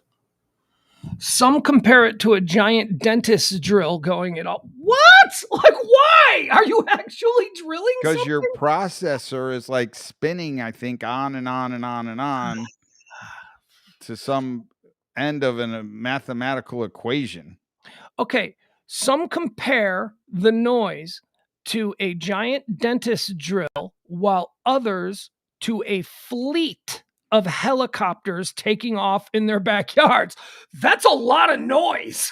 Like, why is a computer making that much? I don't understand it. I don't get it. I don't know the first thing about this, and I'm really intimidated to try and find out. It just seems like, And there is no coin. Like it's like in ether. yeah, I don't know. I don't get it. All right. The big story that's been trending across all platforms today, and I'm glad that we're going to get to this because I have some thoughts. And this is just an absolutely fascinating story. And I believe, hopefully, that maybe this will turn into a new thing that we'll follow because the jury selection in the there's two big jury selection cases kicking off today. And some of you are probably hoping I'm going to talk about one. Some of you are probably hoping I'm talking about the other. Well, here's the one I'm talking about. Jury selection in the case against Jessie Smollett has begun today. Now, jury selection has also started in the case against Ghislaine Maxwell, who was Epstein's pimp or, whatever the hell you want to call her. I don't so much care about that one because that one's really gross. And I got to believe that that's an open and shut case, right?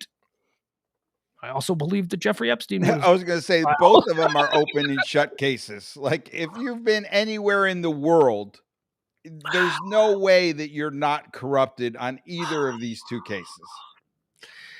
Yeah. The Jessie Smollett case is in my wheelhouse because years ago when it happened, I was very into it, man. I was following every little detail and I had, all right. So I was going back and forth on how I can say this, so I have talked in the past about a friend who worked on all of the Chicago-based television shows. And when this thing happened, she was ground zero for this particular story. She was on set. She was specifically working on Empire at the time that this whole thing went down. She was there when Jessie showed back up and made his big plea to the cast and crew about please believe me and all that kind of stuff. And she has hot takes. But the reason that I don't really want to share her hot takes is because she's still employed. Yeah, this is her business, and you're not. But they all sign non-disclosure agreements when they are on and off set, and all that kind of stuff. But boy, oh boy, would she come home and tell me like you'd be like, you won't believe. So that followed up with the fact that this was a huge story in Chicago. I mean, it was huge here. It was huge everywhere, but particularly in Chicago because the people of Chicago felt majorly maligned by this dude. So Jessie Smollett, here's the story. Jessie Smollett played Jamal on Empire, which was such a good show. The first couple of seasons, I loved that show. And I loved him. He was such a great character in this show. He was so cool. He plays a gay R&B singer in the vein of Frank Ocean, if you will. And he was the heir apparent to this Empire record label. His father was the Berry Gordy of Motown type, and he was the super talented son. And he was renegotiating with the producers of Empire for a new contract, and they were lowballing him. because, who the fuck is Jessie Smollett? They got to pay Taraji Henderson. They got Terrence Howard. They got big name people that they need to pay. Jessie is just a side character. He's just one of the kids. So he was playing hardball. And during a return to filming I believe it was a Sunday night, all the cast had returned to Chicago after the Christmas and holiday break or whatever, and they were going to resume filming of Empire.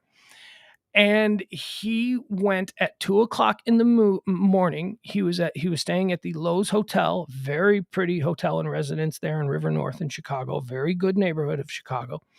He decided at 2:00 in the morning that he was going to go to a Subway and buy a sandwich. And on his return trip from the Subway with the sandwich, he was accosted by two white men who yelled, "Hey, it's that fag from Empire. Let's get that faggot N-word." I don't know why I say the F, but not the N. Anyway, let's get him. And they supposedly assaulted him, and they poured bleach over his skin, and they wrapped a noose around his neck. He was able to fight them off. He was very brave in the retelling of the story of how strongly he stood up to them and how he will not be victimized like this. And he escaped into the Lowe's Hotel and residence where he was staying. They also shouted, "This is MAGA country," which everyone in Chicago went, "What?" They didn't yell that. And they had red hats on. Right, and they had red hats on. And then he was supposed... The one thing you're missing, it was 20 degrees. Well, I was going to get to that. These are all of the things that people in Chicago went, "That didn't happen." That doesn't sound like that would really happen. So he gets back to his apartment. He checks in. He was supposedly on the phone with his agent the whole time this happened. The agent convinced him to call the police. He did not want to call the police. He ended up calling the police. 20 minutes later, Chicago police showed up as his residence. He came to the door wearing the noose around his neck. Right? You don't take it off, dude. Now you're being performative, Jessie. You are at this point trying to sell this to the cops. Why are you still wearing the noose that they supposedly put Which the cop picked up on? Immediately. So the next day, of course, because, the media doesn't need information or facts, they ran with, "In these terrible times, a hate crime has been perpetrated against one of America's favorite young actors." And the whole story was, MAGA did this, MAGA did this, Okay, so that story gets out, right? Genie's out of the bottle. That story's going crazy. And almost immediately, the Chicago Police Department went, whoa, hold on. We have questions. I know. He did a tearful Good Morning America interview. God, they showed that this morning. Talked about how bravely he stood up to him. You better believe that I got some punches in. With Robin Roberts. They showed that interview. Oh. Self-aggrandizing bullshit, making himself out to be... If I'm the prosecuting attorney, that's all I show. I may be a gay man, but I can throw hands now. I mean, he said all of these kinds of things that people are like, you can't fight. A couple of white trash MAGA people, you're going to fight. You're a skinny theater boy.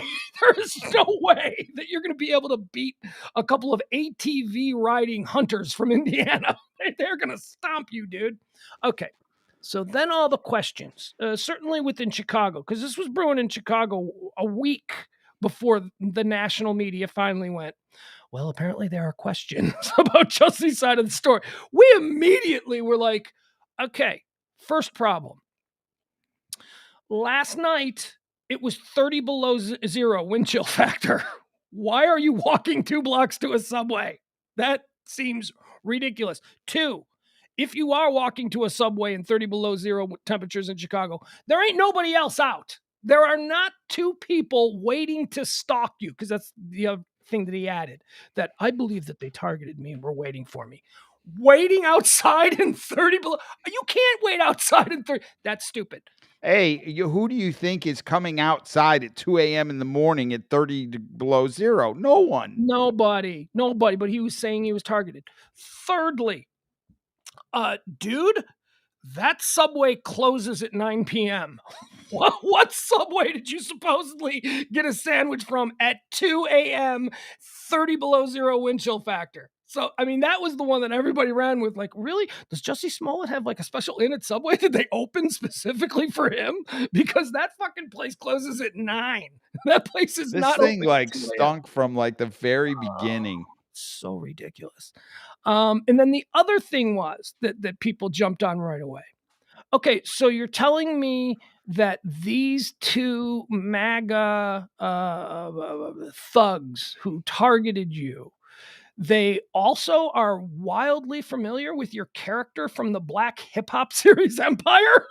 They know your storyline? Because some of the details that he gave, he said, yes, apparently they didn't like some of the depictions that I put. They aren't watching Empire, dude. They don't know that you're the son of, you see what I mean? So It's like all of these things were so poor. Now remember, he's also negotiating with the producers of Empire to get a much bigger contract.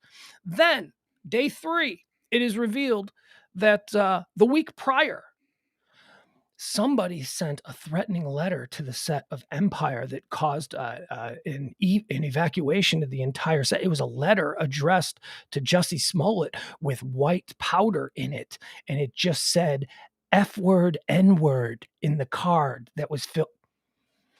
Turned out to be aspirin.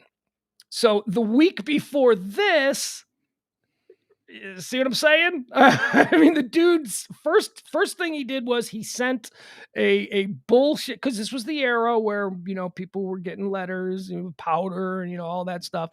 So he sent a letter to himself trying to set the basis for, well, I am such an important actor that, look, we've got this far-right crazy people, they're targeting me. So obviously you need me because I'm influential. I'm an important person.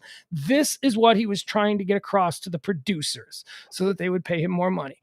And then a week later, he stages, and yes, I am saying right now that he is nobody with a normal mind believes that this actually happened. Even his cast and crew, shouldn't say crew, but even the cast, through public declarations in the years that have gone by, because it's 2 years now, the cast and crew has said that, yeah, we don't believe him anymore. We think that this all stinks to high heaven. So how did the police figure this out? So obviously we live in a world where everything is videotaped. There are cameras everywhere, especially in the River North section of Chicago. There are security cameras everywhere. Your movements can be traced. They can be tracked. And what they did was they actually targeted 2 people who they saw on the street that night. And they said, let's follow them. These people look like they might be involved in this thing. And they caught them getting in a cab and then getting out of the cab and then jumping in a ride share. And then they took the ride share to the airport, and these people got on a plane. This is like the night after this went down. These 2 people who were, but these were, they saw them. I have not seen the video of this, but the police say, yes, there is video of them interacting on the street. And so you can see, but it's not like a stomp down. It's not. And here's the fun fact. They aren't 2 white guys wearing MAGA hats. They're 2 gigantic black dudes who are like bodybuilders. Yeah, they were actual bodybuilders. Yes. And the police, the detective at the time, or actually the Chicago police spokesman, I forgot his name, at the time said it actually looked rather friendly. I mean, they were jumping around because it was cold, but that's how people, when they're talking on outside when it's 30 below, they got their hands in their pockets and they're jumping around. So here's where it all went to shit. When they found out who these 2 guys were, who they tracked through these videos, they were his personal trainers on the set of Empire. They were people that worked for him. And then they flew up, they did it, and then they got out of the country. Like that was all part of the plan. And they went back to Nigeria, which is where they were, not where they were born. I believe they were born in Chicago, but their family is from Nigeria. And so they were there for like 10 days. And then when they came back, their plane landed, they were arrested. These 2 brothers, Alabinjo and Abimabola Osundario. Okay, these two brothers, Alabinjo and Abimabola. They get arrested clearing customs by the Chicago police, who were waiting for them to return. And they just immediately started talking. Spilling the beans. Yes. They're like, yeah, he paid us $3,500. We didn't want to do it. He then got us plane tickets and flew us out of the country so that we couldn't be around and blah, blah, blah. All right. So still, through all of this, Jessie Smollett is, going around to anybody that would listen. I was a victim. I was attacked by the MAGA world. Even after he kept it up. Oh boy, man. He leaned into it. He kept going. So now we're a couple of weeks removed, and we've got to see what's going to happen here, because obviously there are going to be no charges against a bunch of hillbillies from Indiana, which is what was originally, but there must be some MAGA freaks from Indiana. So there's obviously none of them. We know the people who are involved. They all seem to know each other. And they decide that they're going to charge Jessie Smollett with 16 counts of public nuisance or something like, I don't know, whatever. 16 felony counts, lying to police, all the things that go with that, filing a false police report, all of that stuff. And then, like 3 months later, the state's attorney for Cook County in Chicago dropped all the charges against Jessie Smollett. Now, the state's attorney is a woman named Kim Fox, who, as it turns out, is a distant cousin of Jessie Smollett. So it's like, what? Are you kidding me? Now we've got a corrupt Cook County state's attorney involved in this thing. And then all of these pictures came out of Kim Fox, who is the state's attorney for Cook County in Chicago, on the set of Empire, like predating the incident by months, right? And pictures with everybody, pictures with her and Jessie. And out of nowhere, she shocks the world by telling her lead prosecutor to drop all charges. Well, now this made people go nuts. Not the least bit Rahm Emanuel, who was the mayor of the city of Chicago at the time, who felt that the city's character had been assassinated by this guy creating this idea that this is MAGA country and that, black people aren't safe on the streets of Chicago. It's ridiculous, right? And the people in Chicago were really pissed off at this guy. They're like, man, we got a lot of bad shit here, but we don't need this. We don't need you making shit up, making it even right. worse. So there was a hatred. I mean, this guy, he is not welcome in Chicago. So after all the charges were dropped, Mayor Rahm Emanuel started a James Coney, special investigator. He said, well, fine. I, as mayor of the city of Chicago, I'm going to form a special committee. We're going to hire Dan Webb, who is a former U.S. attorney, and he is going to investigate this case, and then he will present what he finds to a grand jury. So they did that and went to the grand jury, and once again, the grand jury was like, oh yeah, this is bullshit. This guy did all of these things, except this time it was only 6 counts. And today is the day that the 6 counts trial that Jessie Smollett is going to be facing for all the things that were dropped by the state's attorney. All of these bullshit. It's just, man, corruption is just everywhere. And so hopefully, and everyone in Chicago was like, put this MFer in jail. Put him in jail at this point, because everybody is so sick of him going on his little... There is video of him like 2 weeks after the occurrence happened where he was performing, because he's a wonderful performer. He really is. Separate the art from the artist. I always say this. He is a really talented kid, but he did some show at some club in Las Vegas, or not Las Vegas, in Hollywood. And he's on stage and he's making this big look, I just want y'all to know that there are some really effed up people out there, and they tried to beat me down, but I can throw hands. That's where he did the throw hands things, where he's like, and I beat him down. It's like, he's just incorrigible, this kid. He just won't shut up about it. So that's happening today, and we're all very excited. We were all very... Any thoughts on the whole Jessie Smollett situation? Oh, there's no way he doesn't get convicted. I mean, he's got to. The evidence against him and the video. I mean, if I'm the prosecutor, I just play the Robin Roberts video and go, yeah, this is your guy, and all that was fake, and that's him. Yes, he's an actor, and here he is acting like a victim, and yet... Isn't it crazy that he paints himself as quite the hero? You know, like he's concocting this whole thing, and in it, he beat them down. And then you see the actual people, the two bodybuilder black guys, and you're like, you didn't beat them down. First of all, they didn't do it. And if they did, you didn't beat them down. They are massive. I mean, I think, and it doesn't matter what side you're on, if you're on the left or you're on the right. No. I think you are just angry because he is playing on the country's division. Yes, to his own benefit, to get a better contract for his stupid TV show. He's an absolute bastard. And so I don't see a right or a left here. No. And I don't think I see a jury as like, hey, we're on the right or the left. We're just after the guy that's pitting us against each other for his own benefit. And I don't think there's any way he walks. Way he walks. If you're our person on the left, then you maybe want to believe. But if you want to believe and you're on the left, then you're one of the bad people on the left, because you got to look at the facts. You got to look at the facts and go, come on, man. I mean, none of this made sense. The subway wasn't open. It was 30 below zero. Why is he walking? Why? He has car service. Why did you decide to walk 2 blocks through River North 30 below zero weather to a store that's not even open? I just don't. I don't think there's any way he walks. Why did you answer the door when they went, Chicago Police Department, open up? Why did you open the door 20 minutes after the incident occurred with a noose around your neck?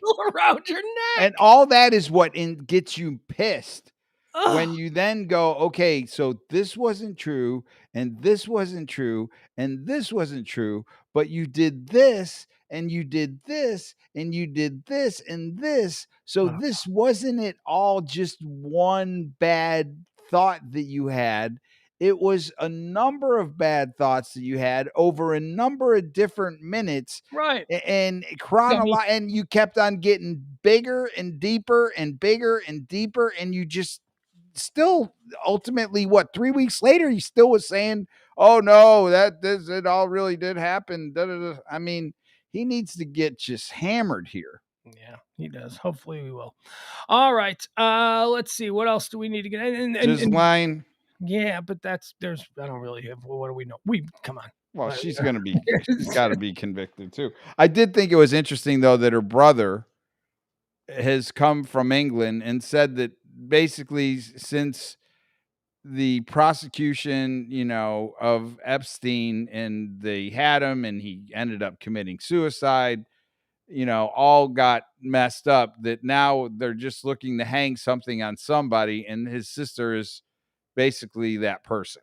And it's just crazy how this happened to her when really it should be happening to Epstein. And I go, no, dude, she's probably just as guilty, maybe even a little more in my mind, because she was a female luring young girls as kind of the decoy for Epstein. I don't know how you say she's more, but she's equally. She participated in some of the sexual acts as well. So that's why I go equal or more. Mm-hmm. All right, so we'll also cover that, but there isn't really anything new coming out. Other than they're selecting her jury today. Yeah. All right, 17 years ago. 6-week trial. So that's going to be a while. How can they put a cap on a trial? Well, no, they didn't put a cap. They estimate the length of the trial to be 6 weeks.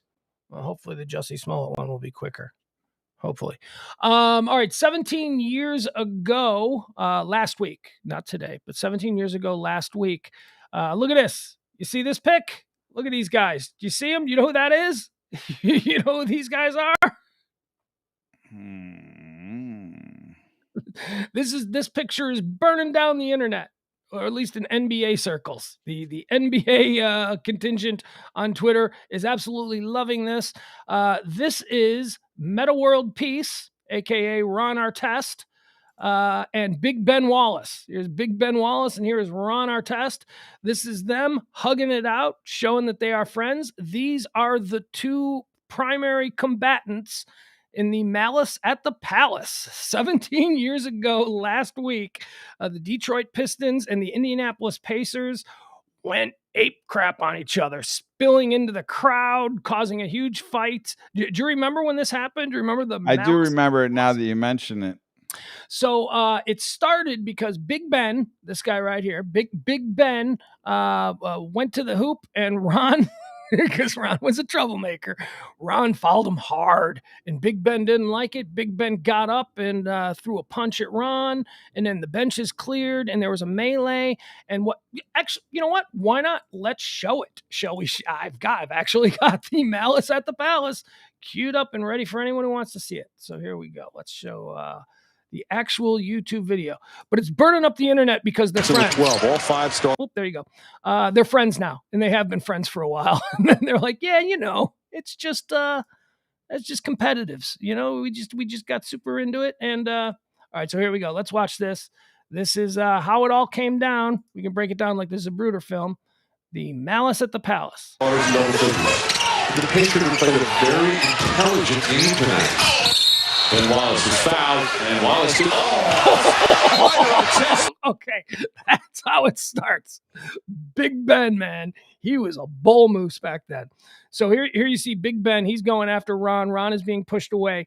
Now, what Ron Artest does, if you remember this, Ron Artest goes and lays on the scorer's table while everything's being sorted out. This has potential to be serious if they don't get between. Wallace upset. Players trying to hold each other off. Now Artest is laying on the scorer's table. Now what happens next is somebody in the stands throws a full beer at Ron Artest, and it lands square on his chest. And you'll see, we don't really see the beer being thrown from this angle. What we'll see is we'll see the back of the beer spill all over into this cluster of dudes who are fighting right in here. But there's a great 30 for 30 on this where you actually see who threw the beer. And Ron Artest runs into the crowd and starts beating the hell. I remember that. That's what got him in trouble. Ron Artest and Steven Jackson right behind him run into the crowd and start beating the hell out of the dude they believe threw the beer. It wasn't a dude who threw the beer. I'll show you the dude who threw the beer because that's been proven through numerous videos in the 30 for 30. Look for the red cup that will land on his chest. Wallace still on. You need the coaches in there to get him away. Jackson challenging Derek Coleman. Somebody should just get Jackson out of quickly as possible. The problem is if Wallace is ejected, I'm not. All right, you see Artest laying right here. Yep. Okay, so a cup is going to come and land right here, a beer, and it's going to go all over him. He don't like that. Sure. There it is. He'd have to walk past the Pacer bench to go. Now Artest has jumped over the scorer's table. Did you see the cup land?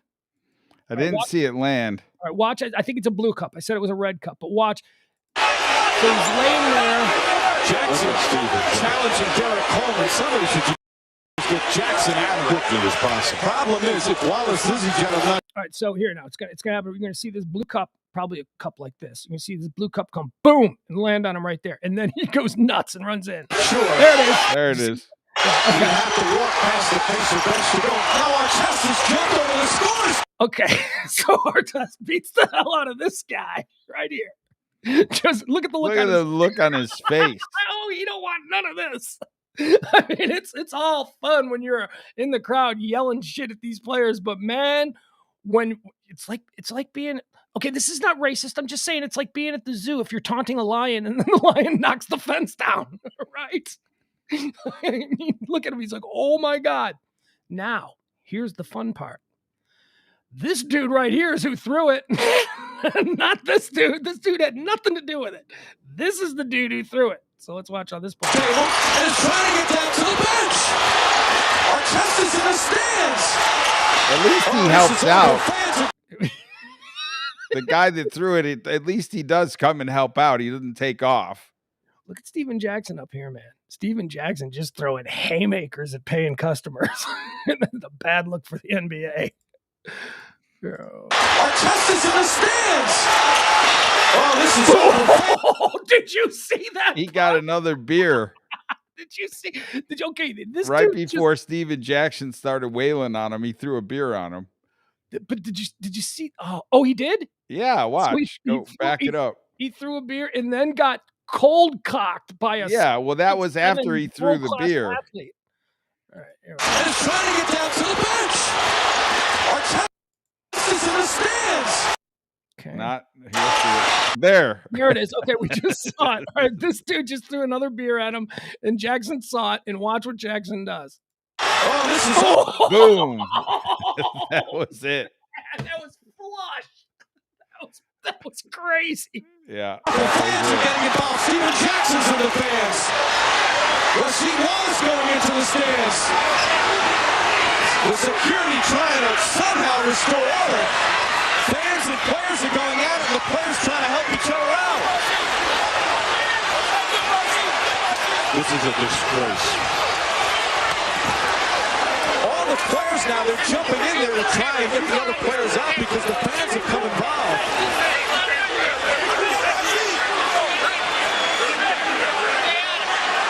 Oh, what a sad scene here at the Palace.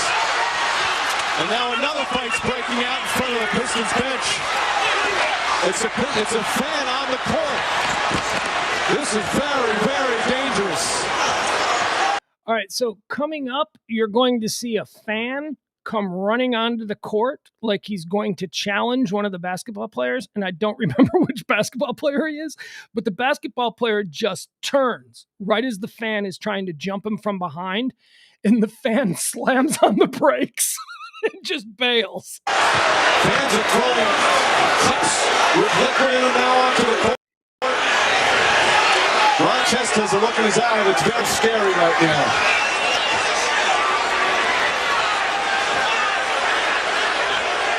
You wonder if the officials are going to let this game continue. Now they're throwing bottles out onto the floor. They're trying to get the Pacers to go back to the locker room.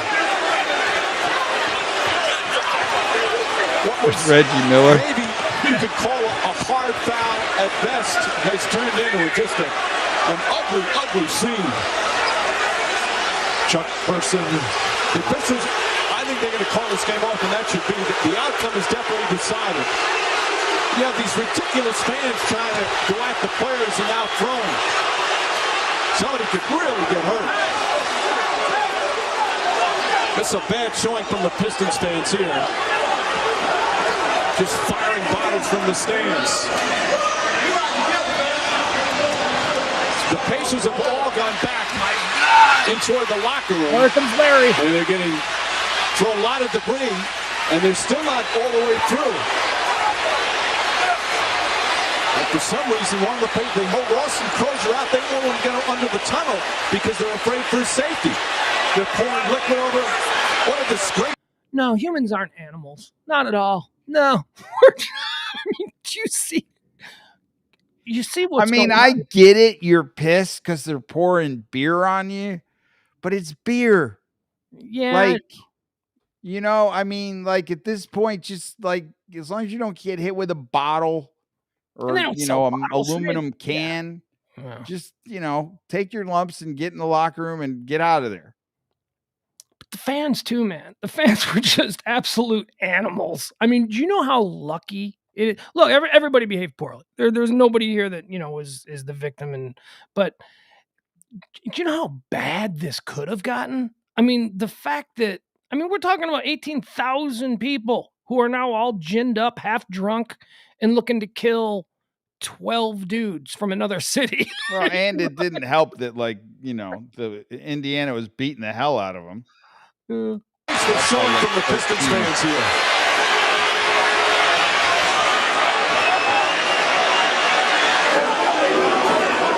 That's one of the worst scenes I've ever seen. This is an NBA moment in NBA history. The players just have to get out of there. Get back to the locker room and forget about it.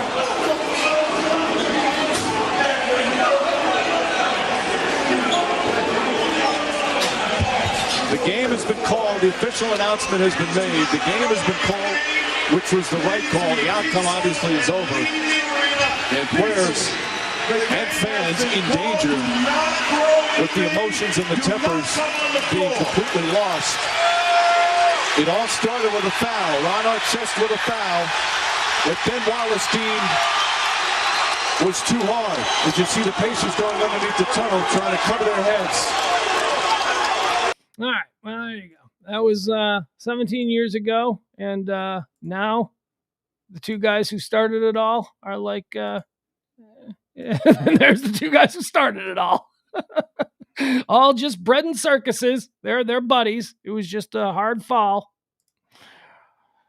That was great, man. I remember when that happened. I remember I was out to dinner with a girl that I was dating, and we had gone back to her house, and Aaron, our friend Aaron, was like blowing up my text phone. And he's like, "Are you watching this? Are you watching this?" And we had just come back from dinner. And I'm like, "Watching what?" And then I called him, like, "What's going on?" He's like, "Put on ESPN," because it was a national game. And I'm like, "Okay." And I put it on, and I was like, "Whoa!" I mean, that's one of those moments where, I mean, I'm an NBA fan, so, I remember, certain moments. If you're not an NBA fan, maybe that's not that big of a deal. But as far as the history of my NBA fandom, I remember the shot over Craig Elo that Michael Jordan made. I remember Michael Jordan's flu game, and I remember that. I mean, That is like one of the big ones. Where were you when? And if you are lucky enough to have access to ESPN Plus, Malice at the Palace, the 30 for 30 Malice at the Palace is really good. All right, that's going to do it. This was, you know what? Typically, if you weren't here, this show probably would have gone 15 minutes early. But because there was somebody for me to talk to, look at us now. We're going 5 minutes late. Appreciate you being here. You can be around tonight, or you should be here. Yeah. I don't know that I ever do this adequately, but I really do appreciate when you come on. And you can, spend a little time with us. It's not required. I didn't know you were doing one last night. You know what? Last night I had gotten so used. See, what I do when I schedule the show on the computer is that I instantly also send the links to you and James. But I knew James had called me and he said, "I'm driving back from New Orleans, so I'm not going to be able to do anything tonight." So when I scheduled the show, I had in my mind that I wasn't going to do that aspect of it, send the links. And then I thought, "Oh, you were home." I was like, I probably could have, invited you in. It slipped my mind. I hope you weren't offended, or I hope that wasn't. No, not at all. But I appreciate it whenever you do hang out with us. It always makes for a more interesting show, I think. All right, there he goes. That's E. Thank you, E. God, I missed this. Hadn't heard that in a while. The Roses and Lace from John Hinckley. All right, guys, we're going to be back tonight, 9 o'clock. We'll do pillow talk for you. Maybe we'll do some of the same stuff. So, we may delve deeper into the Malice at the Palace. Maybe we'll talk about Ghislaine Maxwell, because I know James has some hot takes on that, and he's expected to be joining us tonight. Something new.